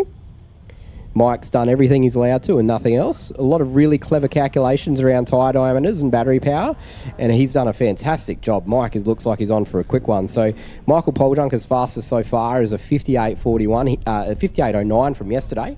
He also did a 58.41 earlier today. Next up, we have one of our Mini Cooper entrants. I mentioned we do get a good handful of Coopers out here at local Hillclimb events. Now, I'm just going to see if I can get an updated time for our EV entrants. So, looks like... Oh, little bit of an issue there. Don't mind me. We'll carry on here. So, we've got... Our next car on the line is one of my favourite cars here. I remember the first time I ever saw this, it would have been at Legends of the Lakes, probably 10 years ago. This awesome BMW M3. This is Martin Farkas in the 3C rally car class with his E46. Sounds absolutely amazing. Really, really well balanced car. Lightweight, proper German engineering. Fantastic chassis and really well wheeled through the chicane. He's been super fast so far. Next up, David Harris, local of the southeast of South Australia, Hannaford Seeds. Regular competitor all over Australia in Hillclimb events is David Harris. Fantastic supporter of the event. Title naming rights sponsor of the Cross-Border Hillclimb Championship, which basically takes place at tracks across South Australia, Victoria, and they normally chuck in a bit of a random one like the Bathurst Hillclimb. So they travel all over the place, competing with locals from southeast of SA and western Victoria. Big props to David Harris for making all that happen. Sandra Branham off now in the 3C rally car, Subaru WRX STI. So this car has been exceptionally fast throughout the day, well and truly in the 63-second range.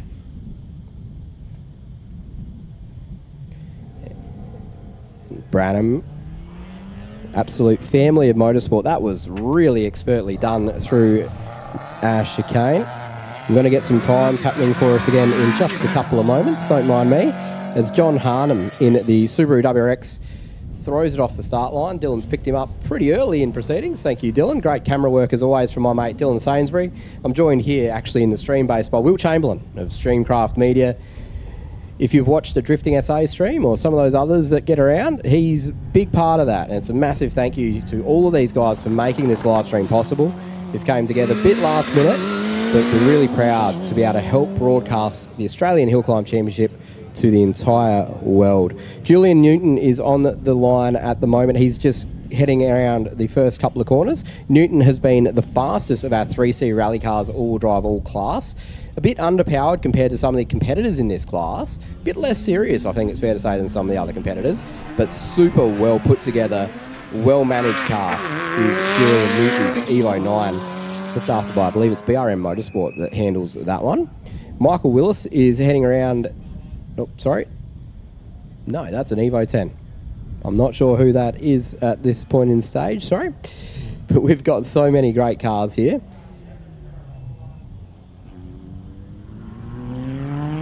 Very well handled from the Evo. I think that's on the line now. We've got Russell Greenham. Now, I definitely know that's the right car. This guy, I spoke to him a few weeks ago at another hill climb event about this car. 350 kilowatts at all four wheels, 6-speed manual transmission, extremely potent build.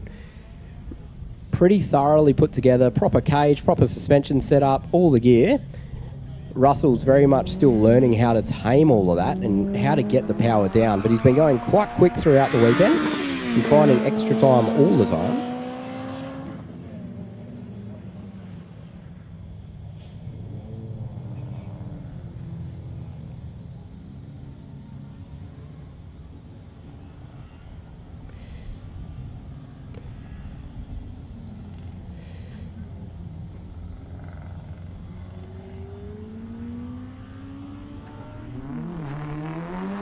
Next car off the line, this is Russell McKenzie in the Nissan Pulsar GTI-R, all-wheel drive Pulsar, running an SR20 turbo engine, as made famous from the Nissan Silvia.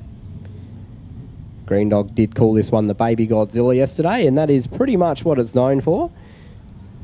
Like a little miniature Nissan GTR. Really, really popular classic car on the market now. That was really close to the bollard on the way out, but he's managed to navigate that successfully. Now, we do have a couple of reruns getting mixed into this, just to keep us on our toes here. This, I believe, is Neil Branham in the gorgeous WRX rally-style retro build. Now, this car is actually, I think it's 0.005 off of my time or something like that, so I'm watching this very eagerly. This is for a position. He's neat through the chicanes there. Well and truly on his way to chase a trophy in the limited modified road car class for 2 to 4 litres. So that is Neil Branham. So we'll see how the lap times are falling. Looks like Mike Poljunker didn't go any quicker with his EV that we're talking about before. John Harnham definitely did though. 59.83 from him in his last run. Very solid lap. Tanya Landcake is out on track at the moment. Tanya is a fantastic advocate for motorsport ladies. Been competing for many, many years, developing Bandit into a really potent little race car. And now she's in the business of finding its limits, and she's doing a really good job. Her driving is absolutely on point. I wouldn't want to swap keys with her. Nick Streekenson's off the line now in the R35 GTR. This thing is awesome. Awesome, awesome car.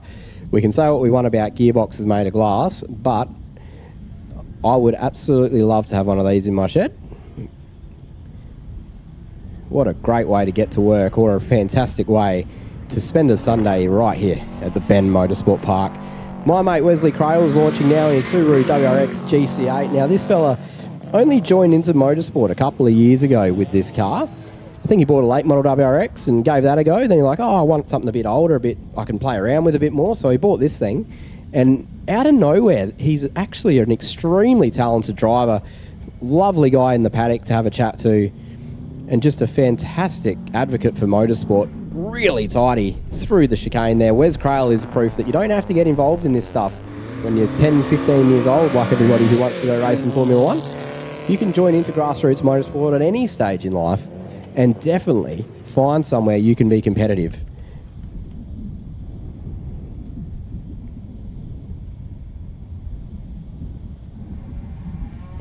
Now, Neil Branham, we mentioned before, he's just finished his run. I don't think the time's come through yet, though. It's showing as a 64.47 for him. Looking back on the track now, this is Jess Reed in the mighty Hyundai Coupe heading off the start line now. So the XL gets all the glory, but back in the day when Hyundai was developing these cars, the Coupe was definitely the sports car of the bunch. Bit of a stylish design. I really would love to show a member of the motoring press from the sort of 90s when the Hyundai Coupe was launched what would come later with the Hyundai N-line sort of cars, the i30N, the i20N. That's really neatly done from Jess Reed there. Beautiful driving. The Hyundai brand has come to be known as probably one of the most important in motorsport in Australia today due to the car that's on the track at the moment, the mighty XL. This is Magnus Poole. Nathan Green, who I'm sharing some commentary duties with today. Big advocate for the Hyundai XL, Circuit XL. He's involved with that. He's talking about the value of indicators. Now, I don't know much about Hyundai XL indicator values, but I know that was really, really neat. Through the chicane from Magnus Poole. Jackson Sullivan's next off the line in his XL. The good thing about these cars, of course, they are a bit of a spec build. They're all pretty much the same. With the proper Circuit XL Racing Series, they are exactly sealed off to be one and the same. So all that matters is the driver. Out onto the ripple strip a bit there. Pretty brave from Jackson Sullivan because that ripple strip is pointing the wrong way. Bit of tyre damage there if you're not careful, but he's throwing it through every single millimetre of the track. Fantastic drive from Jackson Sullivan. Jeff Vardon is next from the Datsun 1200 Coupe. Absolute regular around these parts. I was doing photography at the first ever practice day, and I won't say it too loud, but I did get some snaps of Jeff in a little bit of a spot of bother. I don't know if I ever showed those to him, but he did have a bit of an excursion, as happens to the best of us. Looks like he's kept things pointing the right way here. It is the Australian Hillclimb Championships presented by Motorsports Australia and SupaService Tyre and Auto. We are going to crown the Australian Hillclimb champion later on this afternoon. If I was a betting man, Dean Amos would have my money for that. Currently sitting right at the top of the tree with a 43.68 in his Formula Libre. So for a bit of context, that's car number 125. We see the Libres at the very end. Wow, that was really chucked through. Beautiful driving from the Evo. Yeah, we see the Formula Libres right at the end of our sessions. We're at car 80. So I'd expect we'll be seeing those guys again in about 40 minutes. Make sure you stay tuned for the Formula Libres. They are the cars that everybody here wants to see. Dean Amos is absolutely going to go home with the lap record of the Bend Hillclimb circuit with a 43.61 that he set first thing this morning. Keeping him honest is Dean Teague and Warwick Hutchinson in the Libres. We'll see all of those names come pretty familiar in the next 45 minutes or so. Mark Gain heading off the line now in the LH Holden Tirana. This is really well presented car. It's one where if you are at an event and you see this green machine, take the time to go have a proper look around it. Sponsored, I believe, by All Panels and I believe built by them as well, or painted by them. The car is immaculate. It looks like something that could be parked up quite happily at a football oval at a local car show, but instead it's out here being driven like this within inches of stuff that'll definitely scratch up that nice sunny green paint job.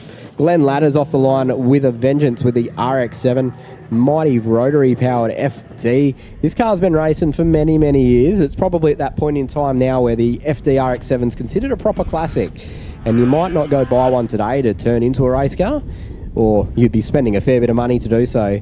But Glenn is part of the generation where these things were actually affordable. You'd buy them because it was a cheap way to go racing.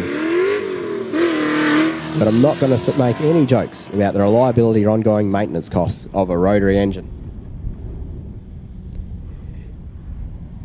Another Tirana up now. This is Jason Jordan. He's also joined us at one of our practice days. More familiar with the track are the guys and girls that have done those practices.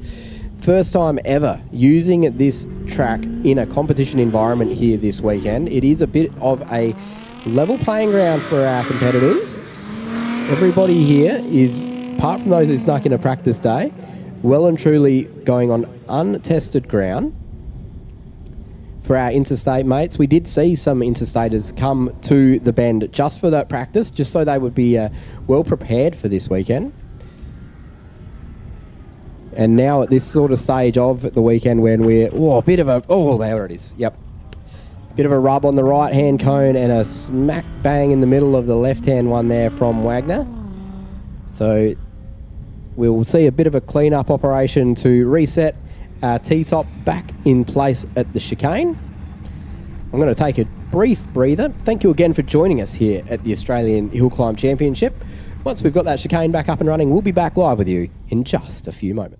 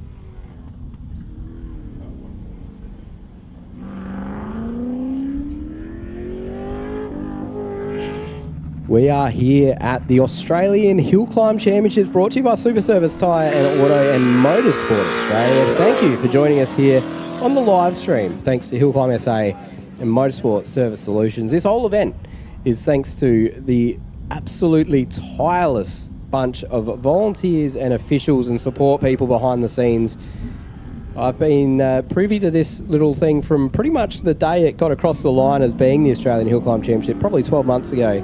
And it's been a massive amount of work for the organising committee to get this event off the ground. And I was just taking a moment to look over the paddock and seeing things like Dean Amos's beautiful Formula Libre just sitting in the pits and thinking, wow, these guys should be really proud of what they've put together out of humble Tailem Bend, South Australia. Massive thank you to everybody who's played their part in getting this event here. We're looking at Kylie Howard, navigating it through in the Holden Special Vehicles Racing replica Commodore there. Luke Day's next in the Nissan R31 Skyline wagon, the mighty R31 wagon. These cars used to be a bit of a dime a dozen, especially in wagon form. Nowadays, pretty well desired sort of sports car, JDM icon in their own right. I'm going to get some times going. We've got to make sure that we cover the aforementioned Formula Libres for their next run. They're coming up pretty shortly. In about 20 cars time, we'll be seeing the likes of Dean Teague and Dean Amos and Warwick Hutchinson again. Stephen Gasson is on the LC Tirana at the moment, looking pretty tidy through the first little bit, heading nice and wide. And it's interesting watching the different lines people take up and through chicane here. Look pretty tidy there from Gasson.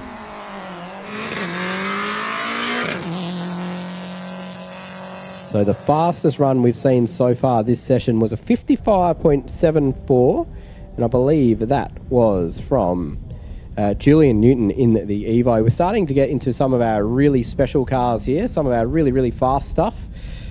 This XY of Neil Oatway's on the line. We currently got the GD STI of Emma Branham. She's in the hunt for fastest lady at the Australian Hillclimb Championship, well and truly in the conversation.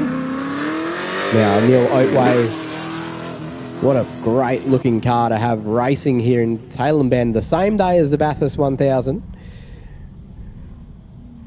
We have a beautiful XY Falcon throwing through the East Circuit Reversed Hillclimb course. And we just watch this thing under load and the attitude of the XY. Well set up car. I believe Robert Vanderkamp's had a thing or two to be said about how that car is put together. And if you don't know the name Robert Vanderkamp, I highly suggest you to tune into the Legend of Lakes Hillclimb live stream in a few weeks' time. He does things in XY Falcons that simply shouldn't be possible. Damien Wilson's out there at the moment in an S13 Sylvia, another car that wasn't worth a great deal of money 10, 15 years ago, but is now a real icon of the scene and a really, really great choice for someone after a Hillclimb vehicle. Ashley Blanchard launching in the Mitsubishi Evo 5. We've got lots and lots of Mitsubishi Evos here this weekend. So Blanchard is in one of the quicker ones. Best time so far today from Blanchard is a 60.81 from his last session. So he's already gone quicker than he did yesterday, and not by a small amount either. Looking really tight and pointy through the chicane is Ashley Blanchard. As we switch to our next car, I told you things were going to get serious, and here's Stanley Gong in the Mitsubishi Evo. Gong is pretty well up towards the pointy end of proceedings as well. Fantastic to have what is a proper time attack Mitsubishi Evo. I believe he placed well in his class at SA Time Attack a couple of years ago when he arrived off the scene. Stanley Gong, nice tidy lap from him. Getting Christopher Provan out there now in the Mazda MX-5. Nathan Green did interview Chris a bit earlier on yesterday in the coverage. We had a bit of a look around this one, and it's impressive wing. Look at that. It looks like a 747 just attached to the back of the NBMX5. The absolute full width allowed in time attack classes, and that is certainly saying something. Damien McGinn here. So another time attack guy. This one is quickest so far is a 57.95, set first run out this morning. We're getting really into the pointy end of things. We're going to be seeing some Formula Libres really soon, but for now, Damien McGinn chucks it in.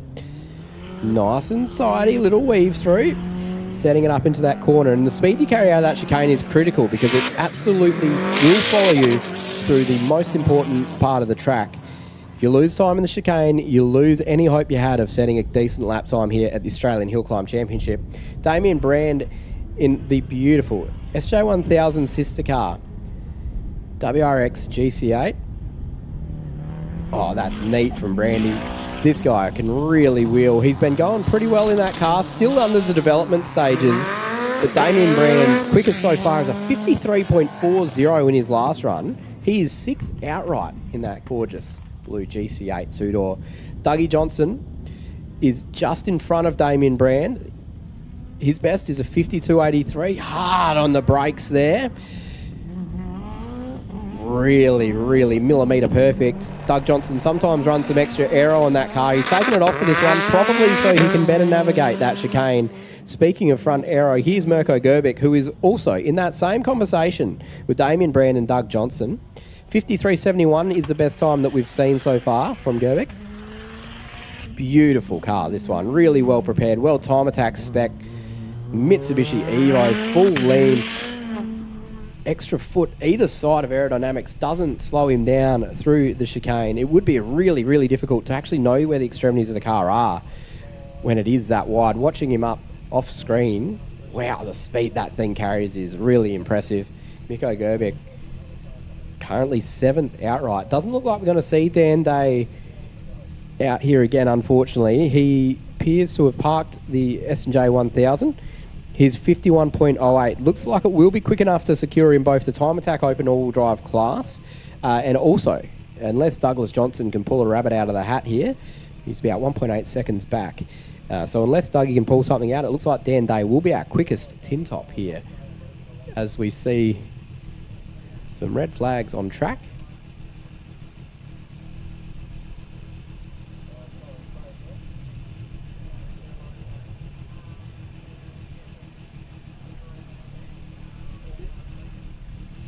And I can see Damien Brand's WRX coming back.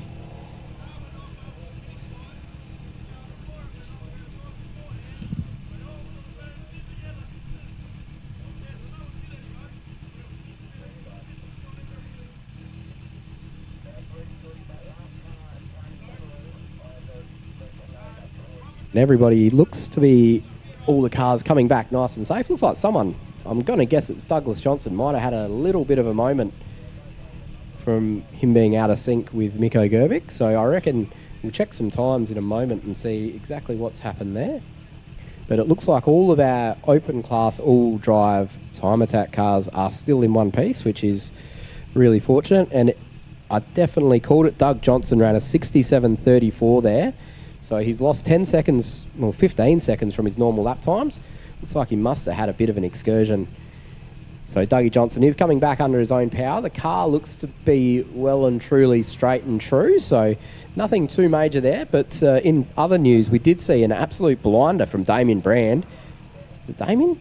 No, it's Henry Beasley. Sorry, Henry Beasley's gone out there with his Mitsubishi Evo and hit a 53.15. Absolutely fantastic time. Brandy with a 53.69 for that session. Also, one of the quickest we've seen from that car. And we are now into our Formula Libre competitors. The track will go green again in a moment. I'll just make sure that any cones or anything that were put a bit out of place earlier are pointing the right way up. Our first Formula Libre is this USA Legends car we can see sitting on the start line at the moment. This one here belongs to Alan Bird.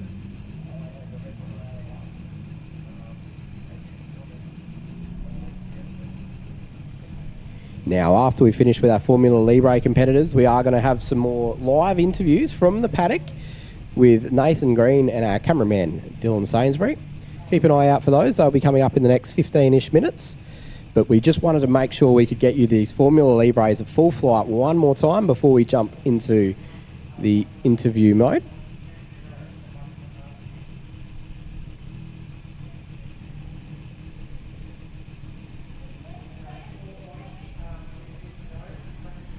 Now we will be live again in just a couple of moments. Alan Bird in the USA Legend getting gently whisked forwards, ready to start. Our main man Tristan Crowe has been playing starter all weekend at the Australian Hillclimb Championships. We've seen him in a beautiful Christmas sweater yesterday. We've seen him dancing with the pole. We've seen him doing all sorts of interesting stuff at the start line. So shout out to our mate Tristan, bit of a competitor in his own right. Alan Bird in our US Legends car. Sometimes you see these things with wings and splitters and all sorts, but this one's pretty naked and it's pretty well tight. I do love the idea of having a narrow car to navigate that chicane with. I feel like it would feel much, much wider. Into our last half a dozen worth of cars or so, and this is the ones where you definitely need to sit down and pay attention and watch. On the track at the moment, if you don't mind, is who we expect to see at this point crowned the 2025 Australian Hillclimb Champion. Dean Amos in the Gould GR55B has been incredibly rapid. This car doesn't do drama, it just does quick. Really neat launch, really, really quick off the line. And when you watch it after just watching some of the fastest time attack cars in Australia, it just makes them look incredibly off the pace. Look at how tight he is through the chicane. We'll hold on and we'll get you the lap times of these Formula Libres within a couple of minutes once they're finished. The next one on the line, this is the Empire of Dean Teague. Beautiful Star Wars liveried car. Has been super, super quick so far this weekend. Ran a 46.24 with his last run. Now, Dean Teague is off. Now, there's some drama, fire and kicking. Absolutely on the limit is the Empire. We pick him up heading into our chicane. Looking well and truly under control is Dean Teague. I believe he's travelled down from Queensland to compete for the Australian Hillclimb Championship this weekend.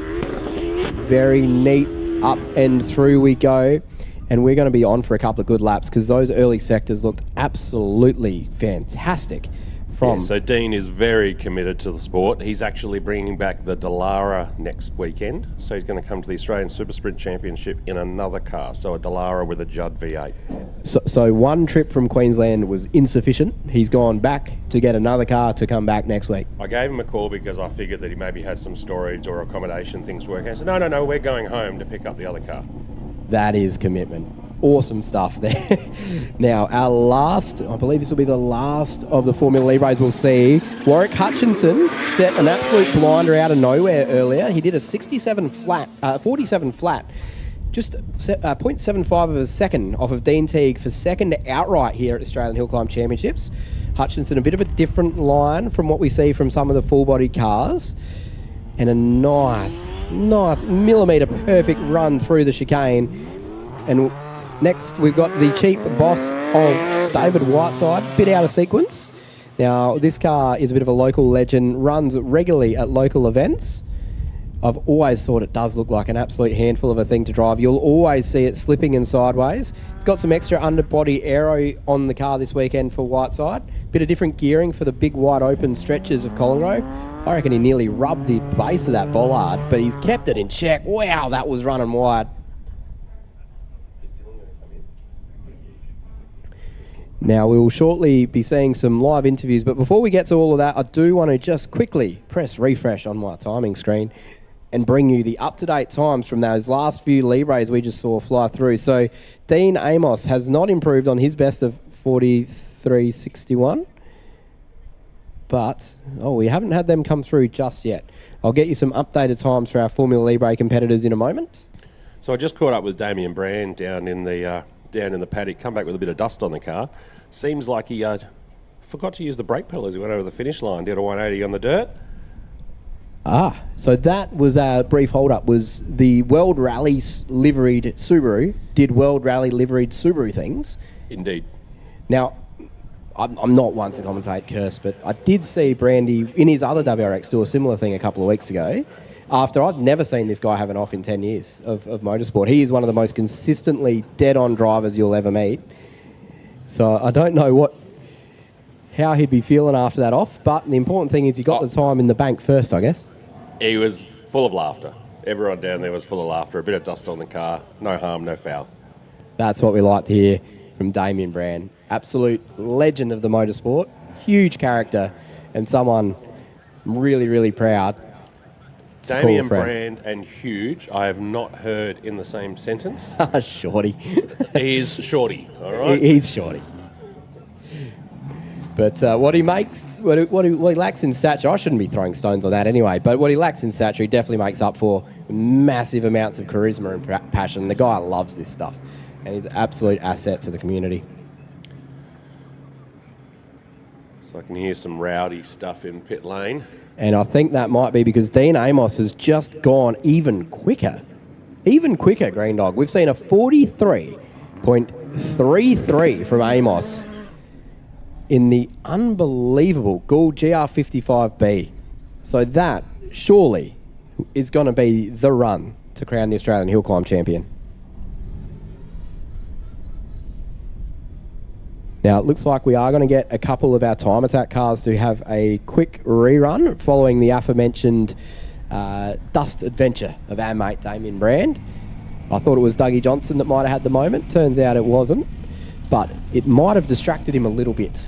Look, Dougie doesn't mind taking the dirt track himself. He has campaigned a few years in gravel rally as well. This car is I think it's road registered. It's probably eligible for Club Rego, you know? We should sign him up. I mean, so far as Macca's runs go, I'm in. Let's do it. Let's get Dougie Johnson's Ample Auto GC8 and let's go get a McFlurry. He's in a hurry for his McFlurry.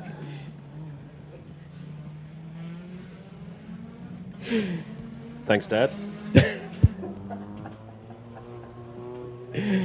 Dougie Johnson is sprinting down. Now, you will have noticed that we've lost a camera. And that's because our mate Dylan is on his way down here to help out with some interviews shortly. We'll still get Grubic on the start line. Now, some people ask me, is this the Tilton Evo? And no, it's not. It's sort of inspired by it. And he's done all the composite work himself. So if you look up close, you'll probably notice he's done it himself. But it is fantastic. I am a time attack guy, and when I saw this thing, I just went, wow, is that the Tilton Evo? Like, yeah, and then the composite stuff. See the smoke come off the front tyres, like all pour to the ground. That thing's amazing. He is absolutely on a mission to try to be in the top 5 of our Tin Tops.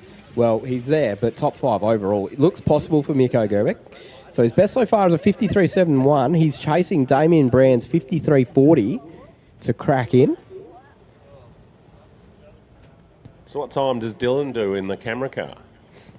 Oh, the Streamcraft Media Corolla. I'm not sure what we'd get out of it. I reckon we could probably crack a 75. Just coming into the lane. The Andrew Campbell Extra might be the most comparable item that we've got on the books, and I reckon he was in the 75 range.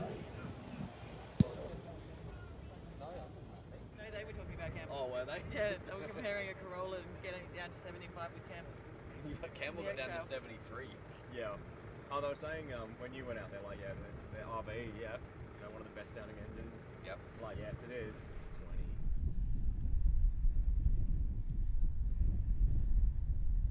All points, just stand by while we reset the course and get ready.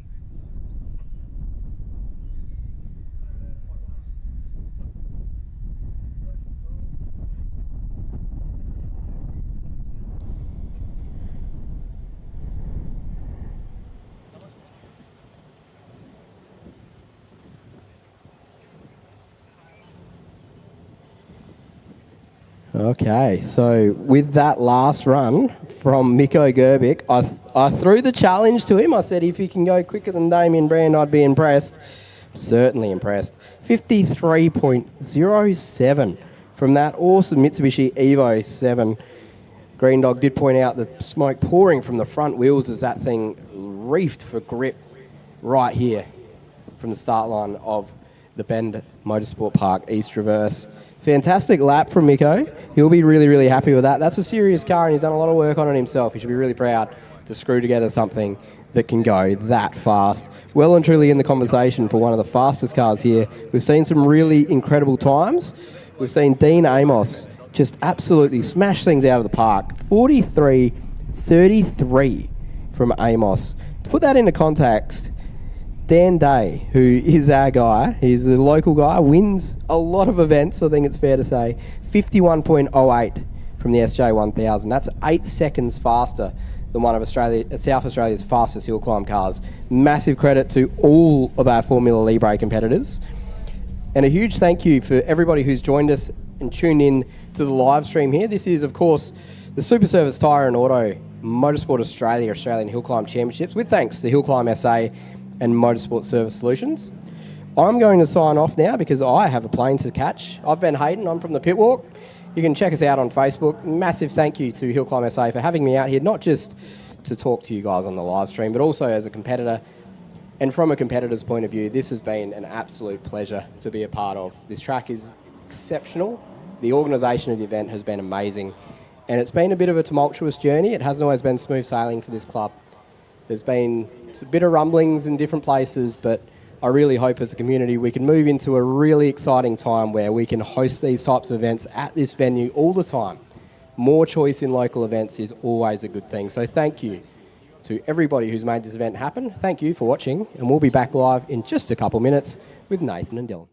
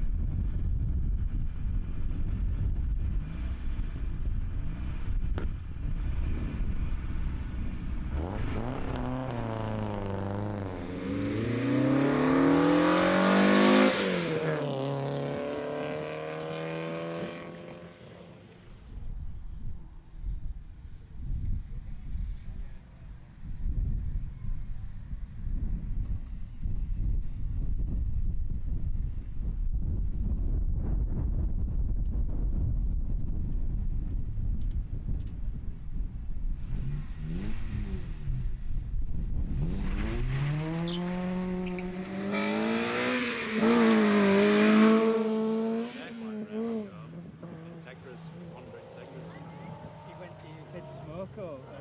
Yeah.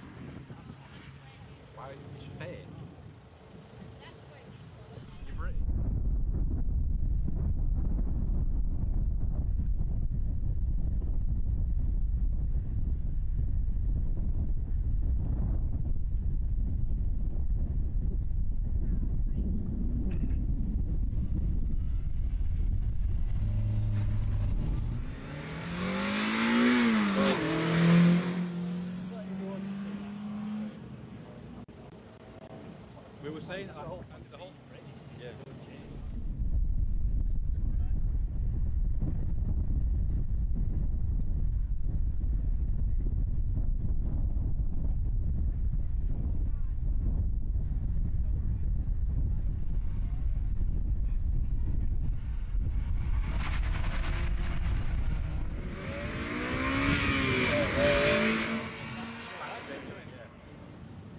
Like a few words, and that's all. If I were to say in 3 years, 25 years, right, we'd probably pick a few words, and that'd be it.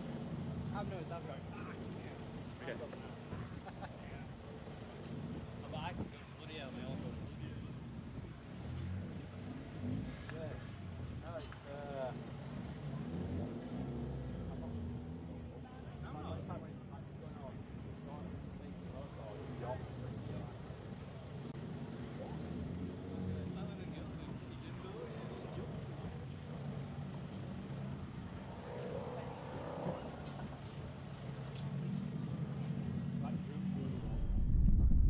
We've got some action back on the track, and we're also going to go for a bit of a walk around the paddock and chat to a couple of our competitors.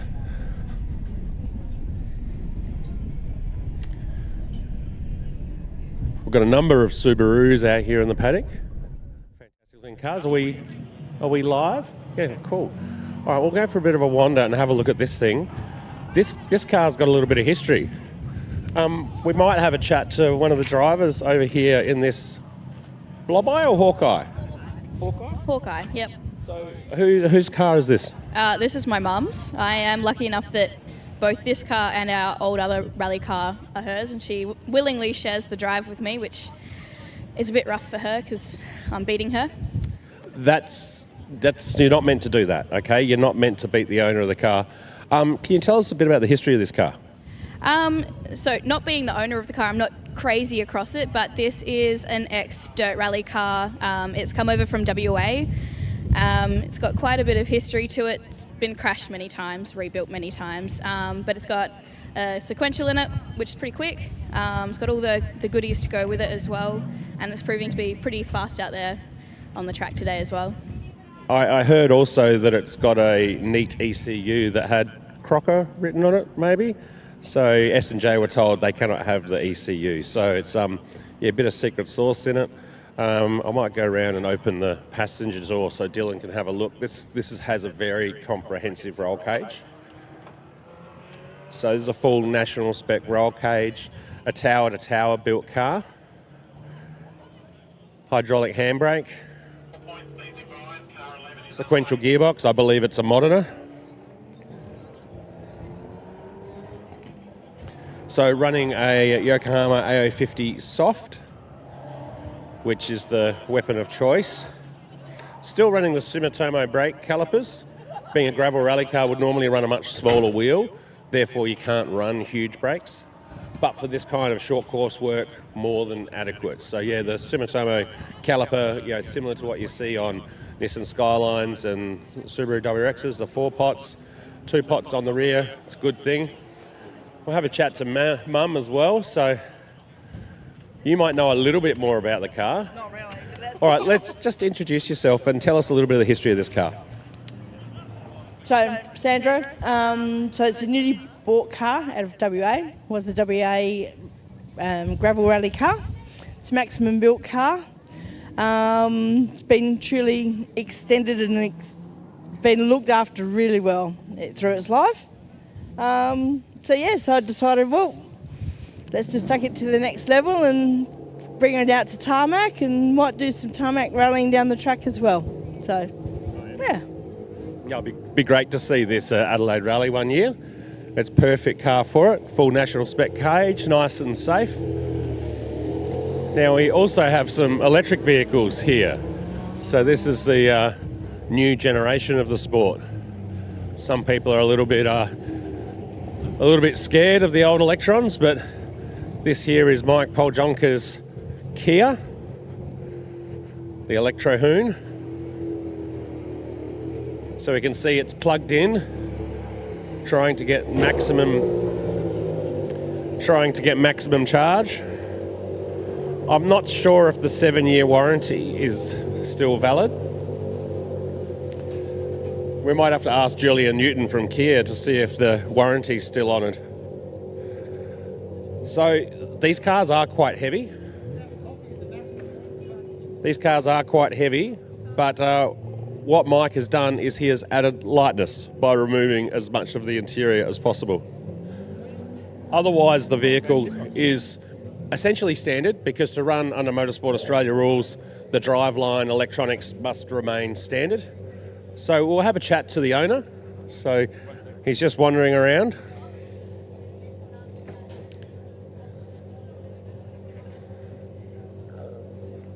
So Mike, tell us a little bit about this car, and tell us a little bit about what you do with electric vehicles. All right. What do I do with them? So this car, hang on, can we stand in the shade? Because I cannot see shit. Okay, that's better. Oh, this hat's driving me crazy. What do I do with them? Besides this, my wife has a daily electric car, and it's pretty rapid, so I thought that I'd like to give it a try. I built a dedicated Hillclimb electric car quite a few years ago, and there's no regulation that allows it because it's not an OEM car. So I was pretty depressed, and I didn't want to race anymore because rules were preventing engineering and ingenuity. And the only way you could do it was to get a OEM car, which I didn't really want to do. I wanted to build it. But I found a way to justify it with my company developing some suspension for the EV6 GT and the Hyundai Ioniq 5N. So we bought one, stripped it, put our suspension in it, wheels and tires, and everything else is standard because the regulations for EV is that it's got to be 100% stock. You can do, take some weight out, you can do suspension and tires, you could do aero, but I wanted to stay aero free for this event, and we'll try that next year for aero. But then send it. Just drive it as hard as you can. So what wheels and tyres are on it? Because they come with quite a large wheel normally. Yeah, they normally have a 21-inch wheel. You might not be able to hear me. Normally have a 21-inch wheel. Now we have a 18-inch wheel. And we had to choose this particular wheel because it's the only one that would fit over top of the brake calipers on the front. Because the 21-inch wheel has a bit of room, but there's no room with the 18, so it's real tight. Little pebbles get scratches and but it just reduces the rolling diameter, and therefore your torque lever is better. So I shave off about 30 kilometers an hour of top speed, but I top out now at about 240 instead of 270. And it just means that I can do 0 to 100 in like 2.7s. My last one, I fritzed the launch. Too much wheel spin. It was like 3.2 or 3.3 or something, 0 to 100. So how's that compared to, say, the Tesla equivalent? I don't know anything about Teslas. Yeah, right, not a fan. All right, so interesting car, very interesting. So there's the Hyundai is the same platform, is that what you're saying? Yeah, the Hyundai is same platform, a little bit heavier, a bit bigger battery and more horsepower top end.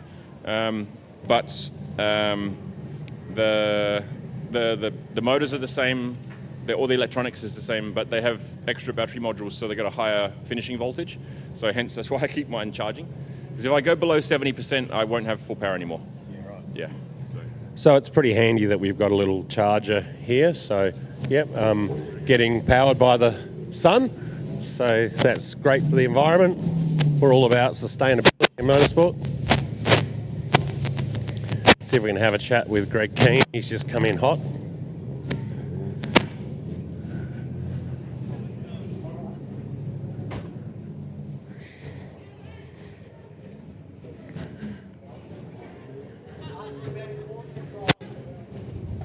So I've been asked to ask a question without notice. Can you tell us how your launch control's going? Sorry, what's that? Can you tell us how your launch control's going? Not very well. Oh, look, it just hasn't felt good. The first couple of runs yesterday, I didn't use it. Then I used it, and it didn't feel good yesterday or today. So that last run I've just done, and I don't know my time, I didn't use it. One of the guys in our group here said that the car looked and sounded better with me not using the launch control. But theoretically, you know, the Porsche should have a good launch control. So I don't know what's going on. But anyway, I'm not using it for the last one run, and depending on my time, I might not use it again. So tell us about the car's GT4 RS. Yeah, look, I've had it for a few years. It's stock standard. In fact, it's only done 4,000 Ks. It sits in a warehouse, and I don't use it very much, but I thought it'd be a nice car to drive for this event, and it's proving to be exactly that. It's a beautiful car to drive. If you compare the Cayman, I'll wait until that noisy car goes. And if you compare the Cayman, where the engine is mid-engine, versus 911s, and I'm lucky enough to have a GT2 911, the handling of the car in and out of corners is better because the engine's right behind the driver where it should be, not hanging out the back of the rear axle. So I have to be honest, even though it's a less powerful car, I prefer the Cayman than the 911. No, very interesting. Lovely looking car, and we see it at a number of events, and you have been lucky to have a number of Porsches over the years. Yeah, look, I've been a bit lucky in my career and been able to go Carrera Cup racing and Touring Car Masters, and I've had a ball. And, I'm getting pretty old now, but it's still nice to get into them and drive them. I might have to hit you up for a knee in a couple of years. All right, thanks for your time. Thanks very much, enjoyed it. If we swing around and just have a look at this WRC-inspired car coming in the lane. Fantastic.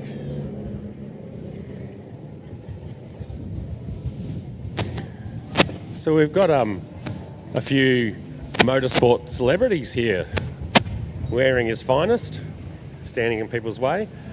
Adrian Flynn. Can we have a chat with Adrian? I could take your rubbish for you if you like. Yeah, put it in the bin. Do the right thing. Hello, Dylan. I wondered if it was when I heard Dylan's name used in vain yesterday. I wondered if it was the same Dylan that I famously know, but I can never remember his name. But yeah. Yeah, Dylan's the guy behind the camera today. So thanks again, Dylan. So Adrian, tell us how your motorsport career started. That's interesting. I don't quite remember. Probably the first thing I did would have been a Motorcana in a Mini. So I joined the Modified Mini Car Club at 15, and I'm 63 now. And I like to tell a story, and I'm probably making this up, it may not be true, but that I got out of the car and somebody gave me a stopwatch. And I said, "What's that?" And they said, "A stopwatch." And I'm like, "Oh yeah, got that. What do I need this for? You need to time me now because I'm going out." Now this was back in the days when we didn't have integrity, we timed each other, but it gave me a sense of mutual obligation, and this is why I am still trapped running more motorsport than I get to do. So Adrian is a volunteer official and is probably at the racetrack every weekend. You're not on the tools today, you're just out here observing, I believe? That is correct. I was supposed to be doing something, but I was relieved of those duties. So I've just come to have a nosy and chat to a few people, and I've only heard positive feedback from all sorts of people. So I'm really happy to hear that, and I'm very pleased that the event's been a great success. And what event are we running next weekend? We are running the Australian Super Sprint Championship on the international circuit here at the Bend. Entry is $350 through event entry on Motorsport Australia event entry. but entries close on Tuesday night. We've still got plenty of room, so if you're keen, please come and do it. Yeah, you'll get heaps of track time, so yeah, keep an eye out for that one. Thanks very much, Adrian. You enjoy your day off. Thank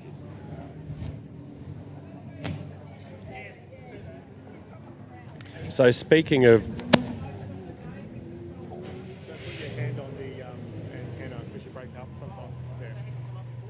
So speaking of Motorcanas, there's a bit of Motorcana royalty over here in the MX-5. Can we have a bit of chat about your car and your motorsport career? Yeah. So if you want to introduce yourself and tell us about this MX-5. Yeah, I'm Wayne Casey. It's 89 Japanese import MX-5, so a Miata. I've been racing it for about 15 years, mainly doing Motorcana and Bitumen Carnacross, and doing the occasional hill climb with it now. And we've noted that this thing is very brisk through the cones. So you've dodged a few cones in your life doing Motorcanas? Yeah, we won the South Australian Championship last year. All right, excellent.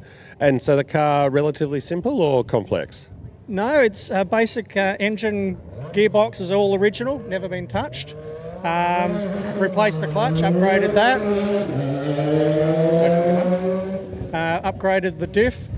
And coilover shocks. So a mechanical diff or just a viscous? Mechanical.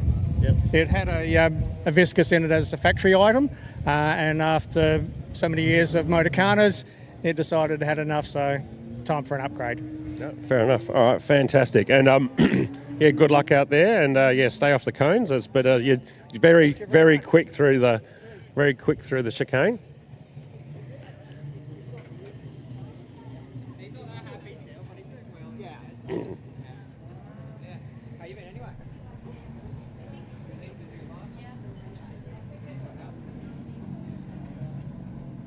Come here.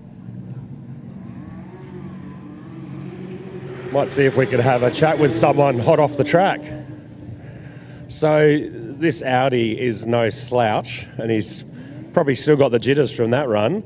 Tell us how it went. It was definitely very sketchy on that run. We've changed some suspension settings and perhaps not for the best. Okay, so tell us a bit about this car. Mildly modified? So this car is a 2018 Audi RS3. It's a bolt-ons kit, so full bolt-ons, little bit of suspension tweaks, and that's about it, really.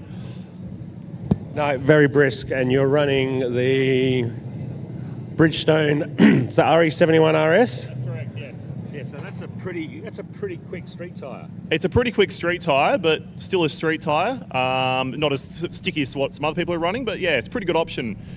Yeah, I see Dyson Songs running them on his Evo, and I think he does 14s or 15s at Mallala. Do you run this at Mallala? Never have, no. I don't go near circuits. This is my first time with this car on a circuit. Why don't you come and do the international circuit next Saturday for $350? Unfortunately, it'll be in Perth. I won't be able to. All right, too bad, so sad. Enjoy. I'll let you go. Thanks for stopping by.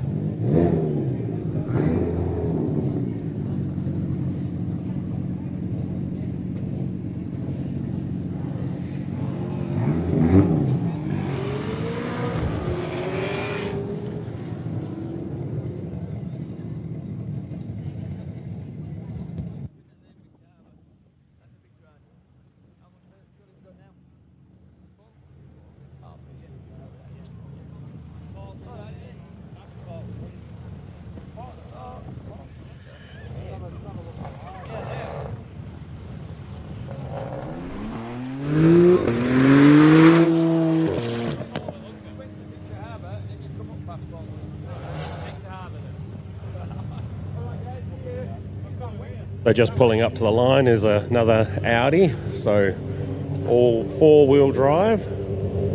Tristan is forming them up on the start line.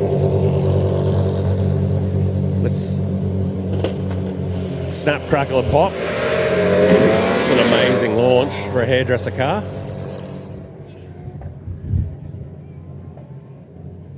This thing really hooks up. Next on the line is Nick Strakaisen in the R35 GTR. This car's been campaigning for a number of years. reasonable launch off the line. Bit of snap, crackle and pop. The launch control always needs a bit of tuning on that one. And here's our favourite Commodore with the fuel flap removed for added lightness.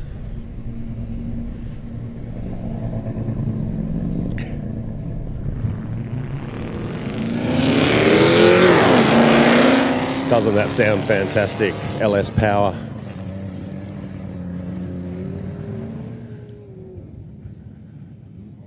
Another MX-5 coming up to the line. Tristan bringing him in with great precision with his swizzle stick. A lovely beard.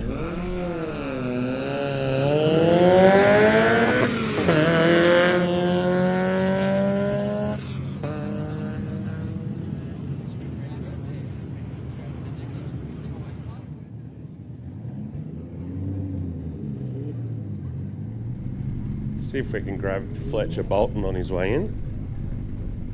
Another MX-5.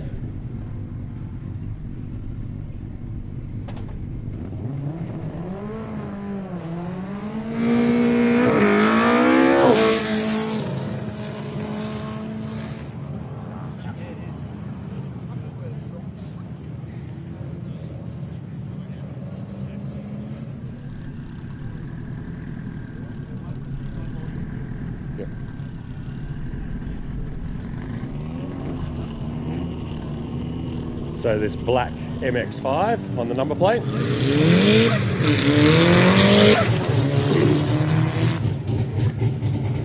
So pretty choppy this thing. So nice little MX-5 with a mild engine swap. Fletch, you've just come straight off the track. Yep, we're signing autographs. We're playing all day. Tell us about this car. What have you done to it? Well, you're right. It's a 376 525 GM high performance motor. Linked up to a TR 6060 with an S1 sequential. I did most of the fabrication and instalment myself, the electrical. I left up to Ample Motorsports and the tuning and the running of the motor through Doug at Ample. Pretty well lost without him, I reckon. Yeah. Top crew.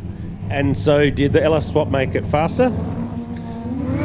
It's taken a bit at Colin Grove. I managed to get a second quicker at Colin Grove, but this sort of circuit here with the aero, everything's working. And I think I got the right tyres for the next Colin Grove meet, so should be tickety-boo, I hope. So you reckon we'll see it at the Super Sprint next Saturday, $350? Well, if you want to shout it, yeah, I will. Hey? If you want to shout it, I will. Or you can come up with a deal, all right? It's a good thing, this thing looks pretty safe. Autosport Firebomb in there, all the gear. Thanks very much, Fletch. All right, we'll cut back over to the track action on the track, and we might catch up with everyone for the shootout.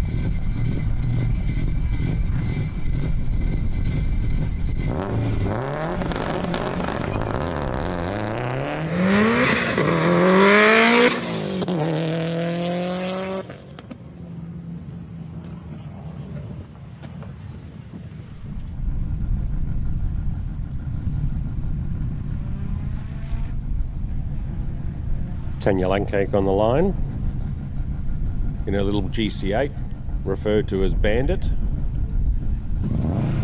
It's got the flares on it to put a little bit of extra rubber on it. Mega launch, also part of the organising committee for this event, and she's proud of Punch, as proud as Punch of what they've created here.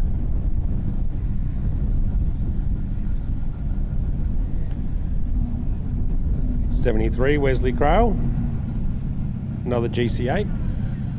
Certainly can't find these things for $5,000 anymore.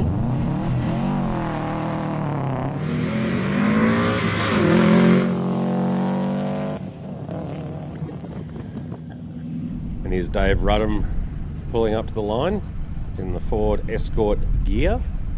Yes, it is a gear, vinyl roof. I did some reconnaissance at Walkie Park the other week. Was triple entered in a side-by-side buggy. We didn't really consider how we'd do reconnaissance with 3 people in our 2-seater vehicle, so a little bit of assistance from some of the other Walkie Park fraternity. So Walkie Park, just up past Truro, great place to get out on the dirt. Now we've got the giant Jessica Reed pulling up to the line in the Hyundai S Coupe. One of our junior development program participants, I think, has been over here 3 weekends out of 4, come all the way from Victoria to not only compete but also participate in the development program. And we've got a number of the Tarmac JDP participants here. So Magnus Poole, we spoke to him yesterday, the 2023 Tarmac JDP graduate, still coached actually by Mitchell McGarry. So he's doing some pretty serious circuit racing. This car originally campaigned by James Benford. It's had more hits than Elvis, this one, but still going strong.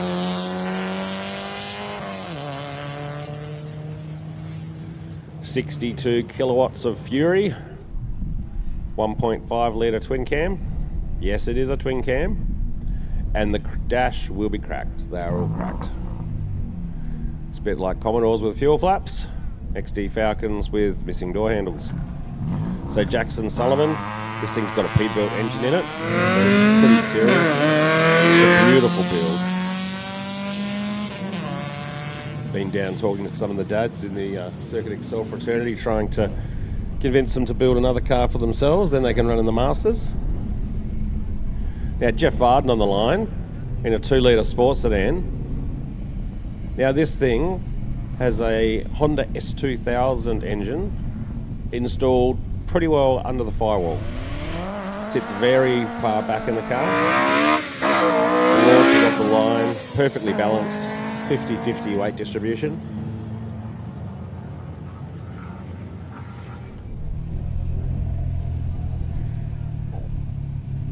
Evo 10 on the line, Tarmac rally car. These guys are known as two dudes in a Miata, I think. Oh, nearly fluffed the start.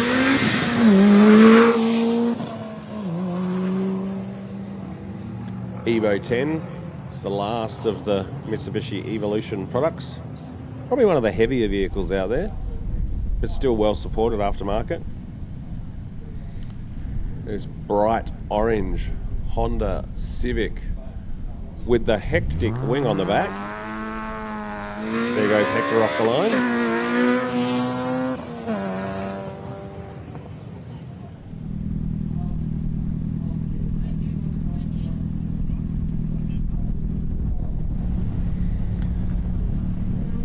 The Pulsar GTIR, the baby Godzilla, SR20 east-west mounted. Gearboxes are a little bit tricky to find for these things, but 4-wheel drive, great. Also a keen competitor at Legend of the Lakes.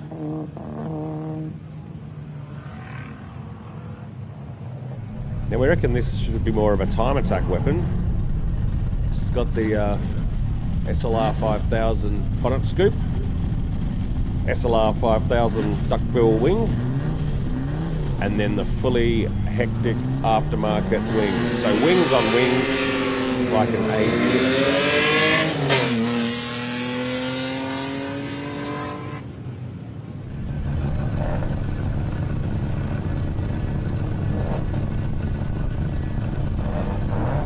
So we've got the FD RX7 on the line. There's Glenn Ladder. Does a number of hill climbs. You can see the cross-border challenge sticker on the rear guard there. That's sponsored by Hannaford Seeds. And a little bit of an awkward start there. Just winding down the window. Having a little bit of a chat with Tristan. I suspect he's broken the beam, but they're going to give him a restart. We've got hands in the air. Green light still illuminated.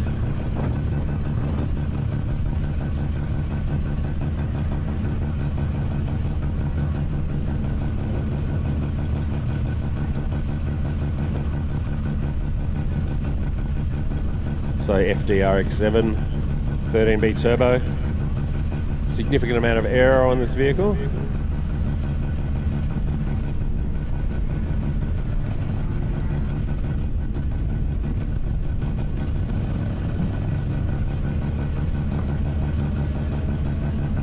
All right, the stick is out. Tristan's going to bring him back into the starting position.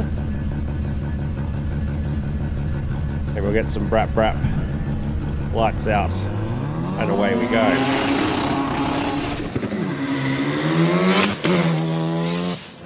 Very close ratio gearbox. I reckon he pulled 3 or 4 gears before the first turn.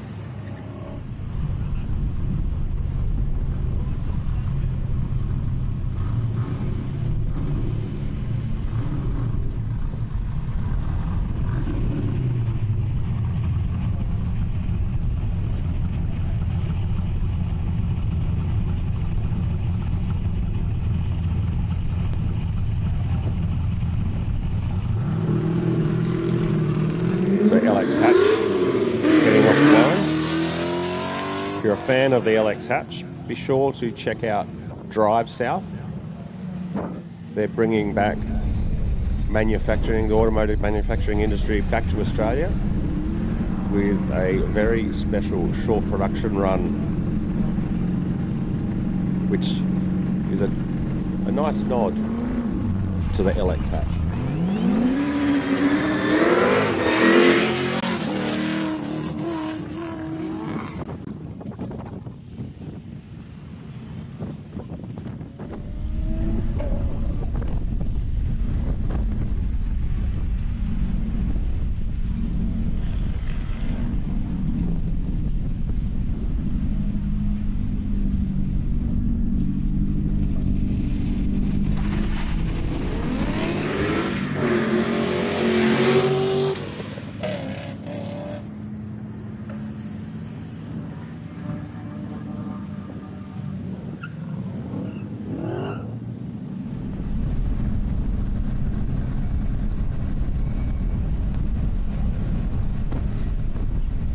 So Evo 5 lining up. Heafy. I keep thinking it's Alan Heafy, but I don't think it's Alan Heafy in a car of his own construction. Alan Heafy was the man behind Rally Art in Australia. Also developed the mighty Godzilla GTRs that dominated at Bathurst.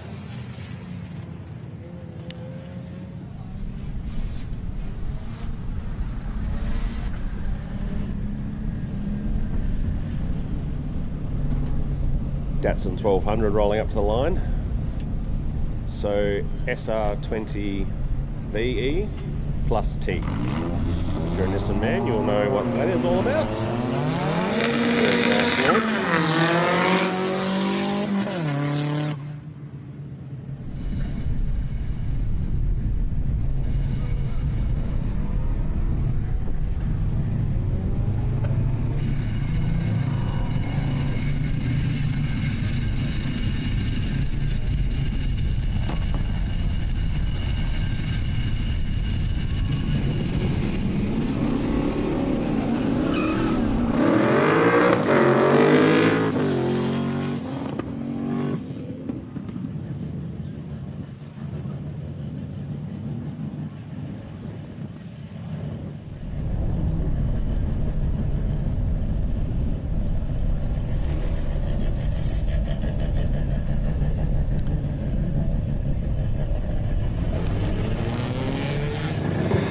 big BA Falcon off the line.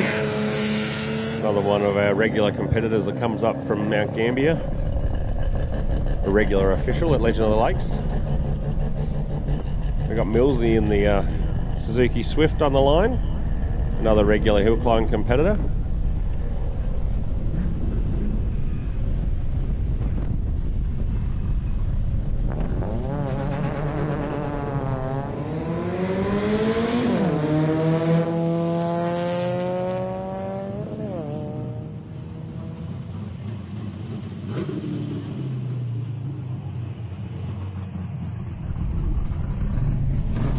So Philip Mock in the Honda Civic.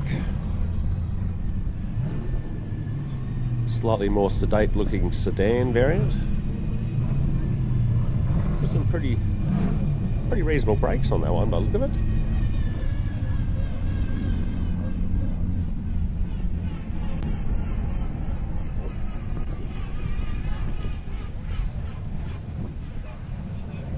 So Millsy seems to have fluffed the chicane.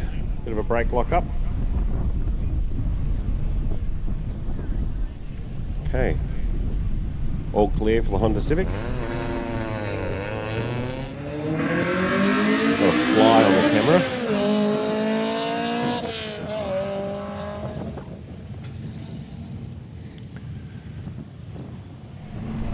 Ford Laser 2-door.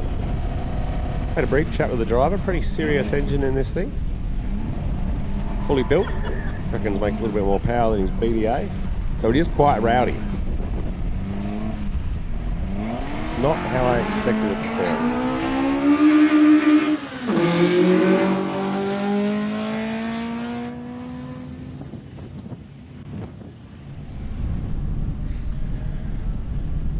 Formidable Renault Clio.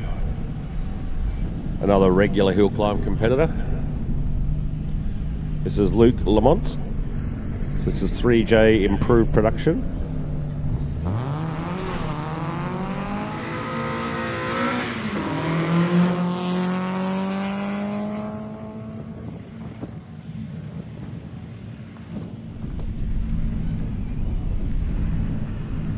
The R31 Skyline rocking up to the line. The Japanese version of the VL Commodore.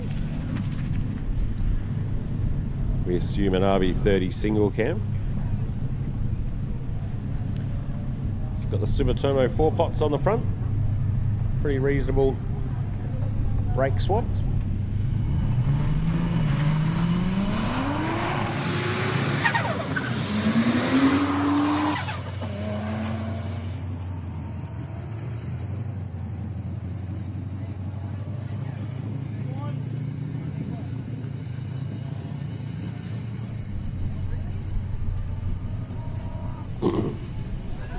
So we've got a Commodore missing in action. So we'll go to Rick Yates in the Mini Cooper S. Got the Mighty Car Mods chop sticker on the rear. And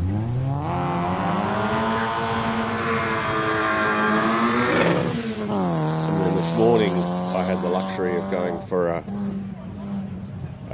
reconnaissance run with Willa Walkup in the Yaris. So this is the original version of the GR Yaris with lots of mods. So sequential gearbox, full Motec, launch control, anti-lag. It's a very rowdy little car. Here's car 101 Charlie Evans. So young Carter from Mount Gambier. His dad's put this car together for him. Nice smooth launch.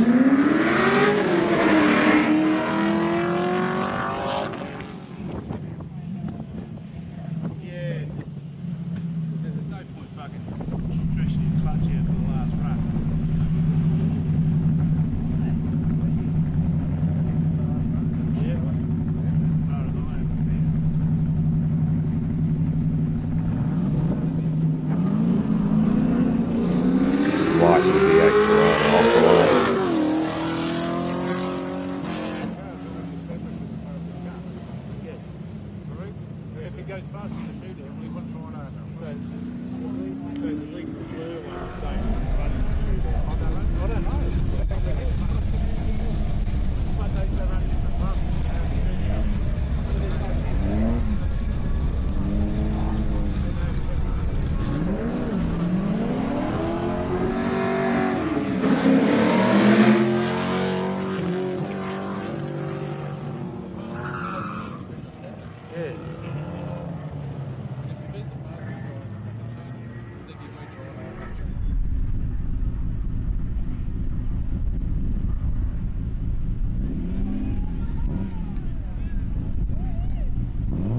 So another R31 Skyline on the line. This is the long roof.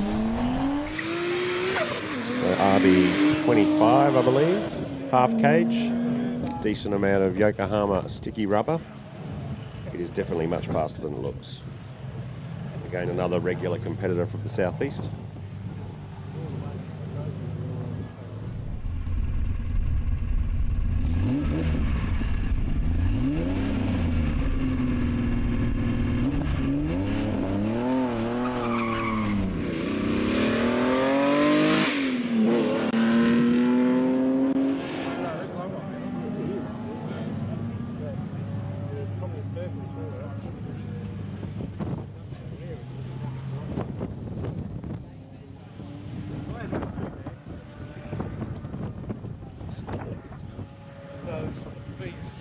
So just about to come into the start line is the young and lovely Emma Branham in the GD WRX STI with a lot of gravel rally history. We just had a chat to her before and her mother, so luckily driving her mum's car this weekend.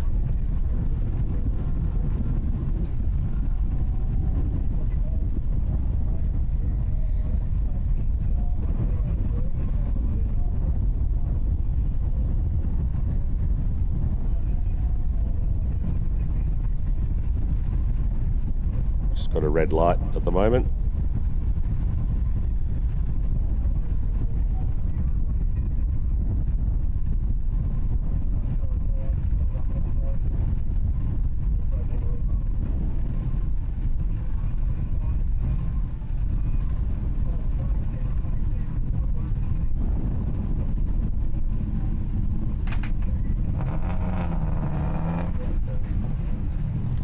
Okay, so bringing Emma into the start line in the Gravel Rally GD WRX STI. And she's committed the crime this weekend of going faster than the car owner, her mother.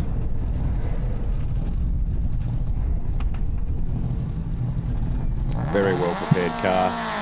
Tower to tower cage, MCA gold suspension. Very special ECU.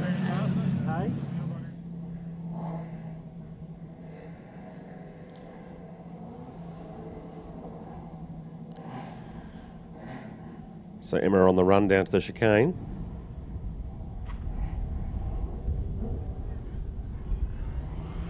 Very neat. Nice exit. And the big GT Falcon. So Neil Oatway bought this car from new, so it's one owner since new. He was a fitter and turner by trade. I believe was making about $80 a week when he bought this car. Had a bit of finance on it. Managed to find some more work. Got up to a princely $200 a week and paid it off in 6 months. And here it is today. Carnicross star, Mr. Wilson, will compete in anything, to be honest. Last seen at Walkie Park on the gravel in this same car. Now has got some slick tyres off of a radical on board. And he's going to nail the chicane. Look at that, beautiful. Very close to the pins.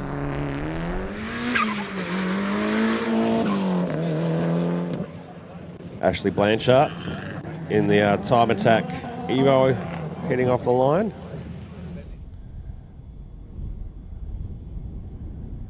Ashley's having a bit of a push.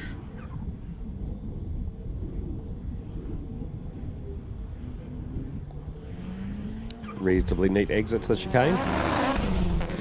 A very angry launch by Stanley Gong.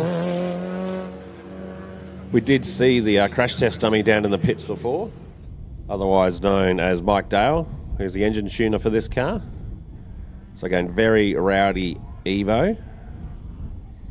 This thing does 14s, 15s on a Bridgestone RE71 RS at Malala, which is very impressive. Snap, crackle and pop from the MX-5 off the line. Definitely not a standard tune in that one.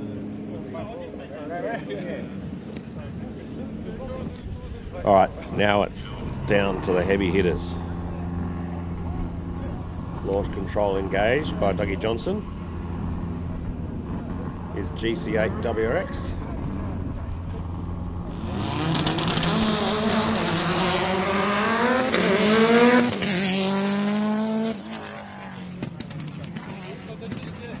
So Doug currently sits in 5th outright. So that's the second fastest tin top with a 52.38. About a second and a half short of Dan Day. Not sure where you can find a second and a half.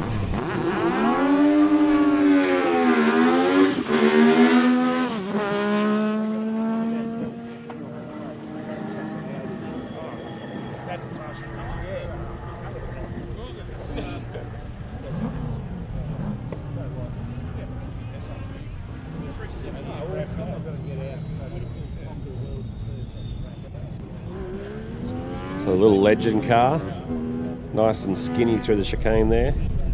Fair bit of wheel poke on this one. Almost looks like an open wheeler.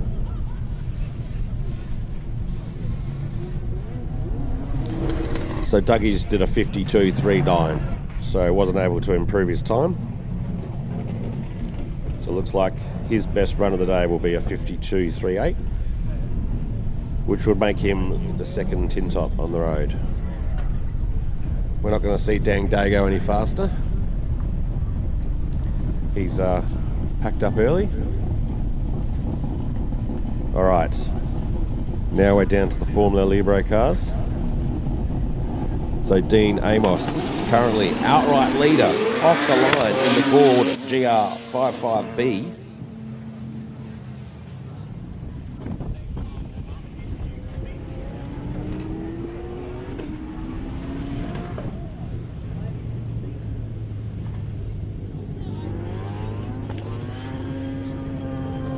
So Dean currently has a 2-second lead with a 43.33 for the outright win.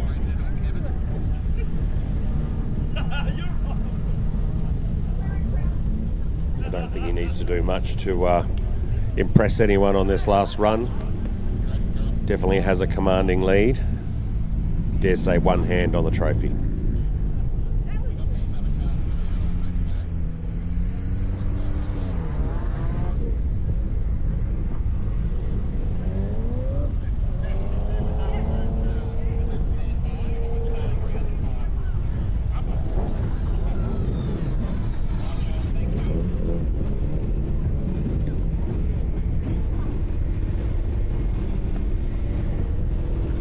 So the cheap boss, this car's basically built around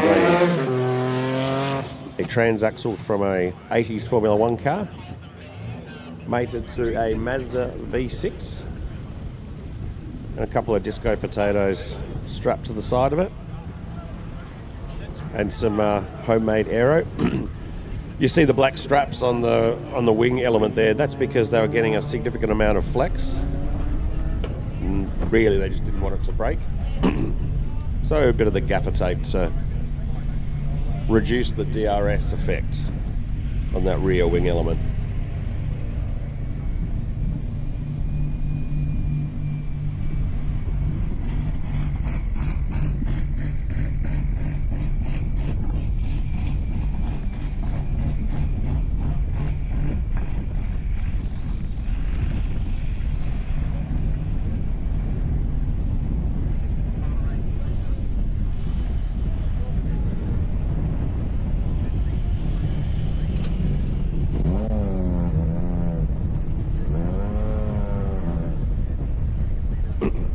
So just an announcement over the PA.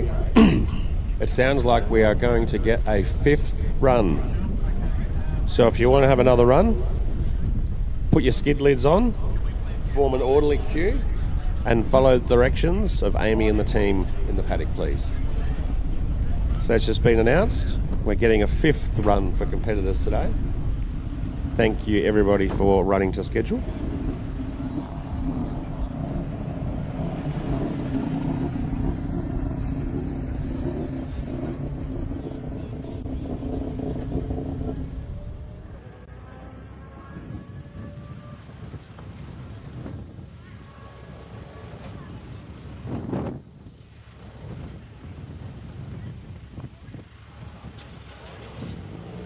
So just a reminder to everyone, if you want to have a 5th run, no extra charge. Get over to your cars and form an orderly queue. And we'll get underway soon.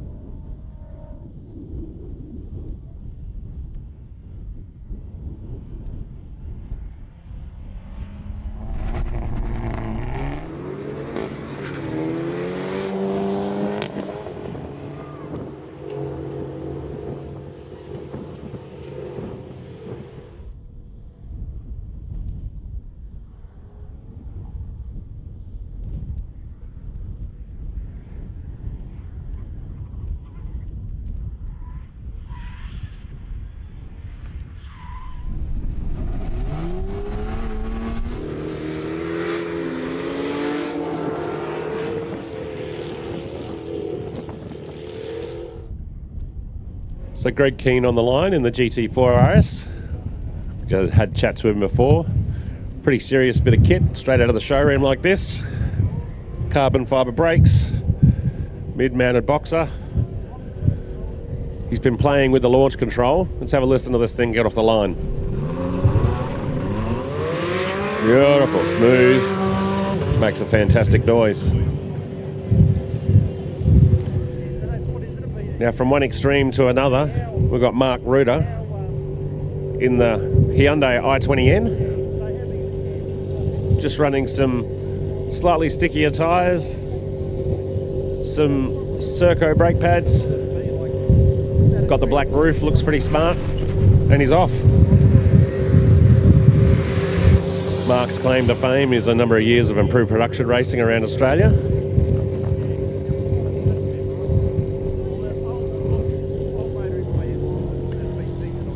So Blob by WRX on the line. This is one of our sponsors from SupaService Tyre Centre.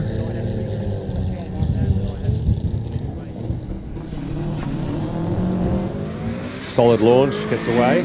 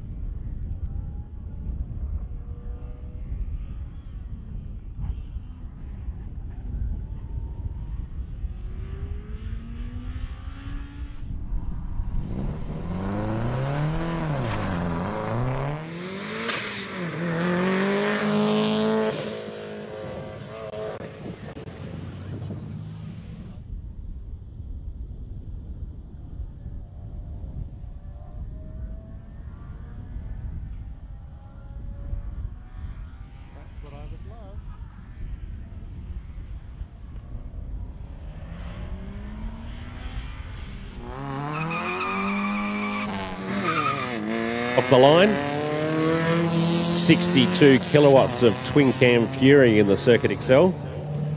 Beck's been chasing a bit of brake balance issues, got a couple of flat spots.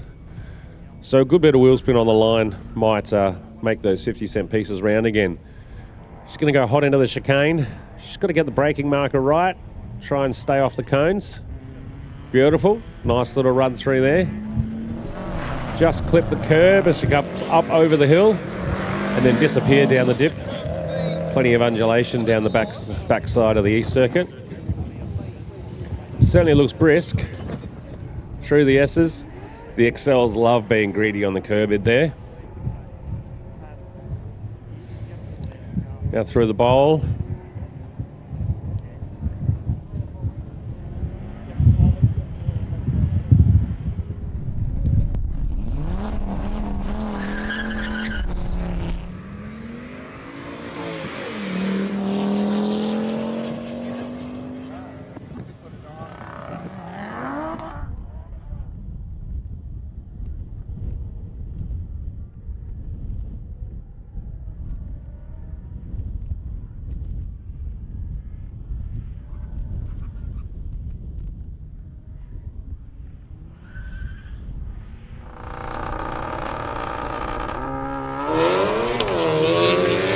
So Beck Boggiano will be pretty happy with that. She just did her personal best on the last run. So that was a 66.47 in the little XL. So well done to Beck. She's shaken the monkey off her back. Definitely carried some speed through the chicane, which was good to see.